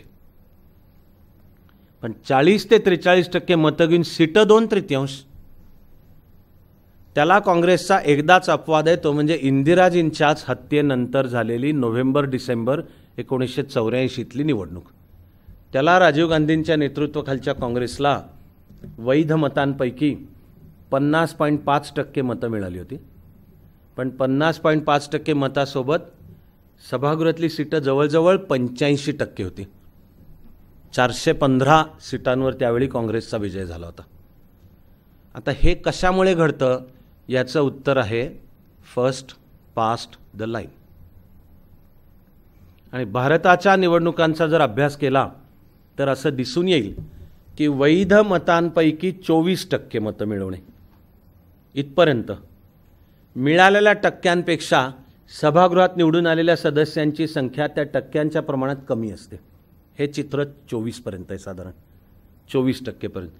म्हणजे उदाहरणार्थ 1952च्या निवडणुकीत आपण पाहिलं की 489 सदस्यांचं सभागृह होतं. 1952च्या निवडणुकीत त्यावेळच्या जनसंघाला 7.5% मतं आहेत. सभागृहामध्ये 7.5% सीटं आहेत का? आपण गणित जरी काढलं तरी ते साधारण 35च्या आसपास येतील, एवढी अजिबात नव्हती. याचं कारण हे फर्स्ट पास द लाईनच्या पद्धतीमुळे साधारणपणाने तो उमेदवार किंवा त्याचा पक्ष ह्याला 24% हे काइंड ऑफ कट ऑफ आहे एक प्रकारचं. तिथपर्यंत मतं भले तुला 23% मिळाली, सभागृहातल्या 23% जागा नाहीत मिळणार आहेत, त्या मिळालेल्या टक्क्यांपेक्षा कमी मिळणार आहेत. बदल 24ला चालू होतो. तो पण एक स्विंग झोन आहे, म्हणजे की तुझ्याकडे व्यक्ती किंवा पक्षाला किती मतं खेचून आणू शकलास तर फार मोठा बदल तो 24ला चालू होतो. 24 पासून 28पर्यंत मिळालेल्या मतांच्या टक्क्यात सीटं वाढणं चालू होतं. म्हणजे 24 सोडून 25%वर गेला, म्हणजे मतदान 1%नीच वाढलं, पण सीटं 1%पेक्षा जास्तीने वाढतील. 25चं 26 झालं, आणखी 1%, पण सीटं आता टोटल 2 झाले तर सभागृहात मिळणारी सीटं त्या 2%पेक्षा जास्त. हे चित्र 28% ह्या चित्रात मतदानापर्यंत आहे. 28% जर मिळवता आले, 28%पाशी मतदानाचे जेवढे टक्के साधारणपणाने सभागृहात तेवढी सीटं. आणि एकदा का 28 क्रॉस केलं की आता गणित आणखी उलट आहे, म्हणजे पुढच्या प्रत्येक टक्क्याला सभागृहात मिळणारी प्रत्यक्ष सीटं जास्ती मिळणं चालू होतं. आपल्याला दिसून येईल की 2014तला सुद्धा जो भाजपला स्वतःचं स्पष्ट बहुमत मिळालं 282 सीटं, पण ती मिळताना संपूर्ण देशाची मतं जर विचारात घेतली तर भाजपकडे सुमारे 30% मतं आहेत. मतं 30% घेऊन सीटं 282 आली. हे मी आत्ता सांगितलेल्या वैशिष्ट्यांमुळे होतं. समजा हे जरी लक्षात घेतलं की भाजपचे म्हणजे राष्ट्रीय लोकशाही आघाडीमध्ये इतर घटक सदस्य आहेत आणि फक्त भाजपची मतं देशातल्या एकूण मतदानापैकी 30% आहेत, म्हणून एक दुसरा शास्त्रीय निकष जर वापरला की स्वतः भाजपने लढवलेली सीटं कोणती आणि त्यातली टक्केवारी, तर ती 40वर जाते. तर लढवलेल्या सीटांमध्ये 40% मिळवून सीटं 282 घेता आली, कारण फर्स्ट पास द लाईन ही पद्धत आणि इंडेक्स ऑफ अपोजिशन युनिटी. या उलट मग लगेच पुढे त्याच लोकसभा निवडणुकीनंतरच्या नजीकच्या काळात बिहारची निवडणूक झाली. त्यावेळी नितीश कुमार यांनी भाजपबरोबर आधीची 17 वर्ष असलेली आघाडी तोडली, काँग्रेसनी पाठिंबा दिला आणि राजद, काँग्रेस, भाजप नितीश म्हणजे जनता दल नितीश कुमार यांचं, तर बिहारच्या विधानसभेत भाजपची मतदानाची टक्केवारी 24वरून 28वर गेली, पण सीटं 92वरून 51वर आली. ते इंडेक्स ऑफ ऑपोजिशन युनिटी या संकल्पनेमुळे, की तिथे बिहारच्या विधानसभेपुरतं महागठबंधन बनलं आणि त्याचा तो विधानसभेवरचा निवडणूक परिणाम. तसा आता 2019 काय व्हायचं आपल्याला पाहायचं आहे, पण लवकरच केव्हा तरी आपण लगेचच भाग 2 तो पुरेसा आधी सांगितला जाईल, त्यावेळी विषय पूर्ण करू आपण.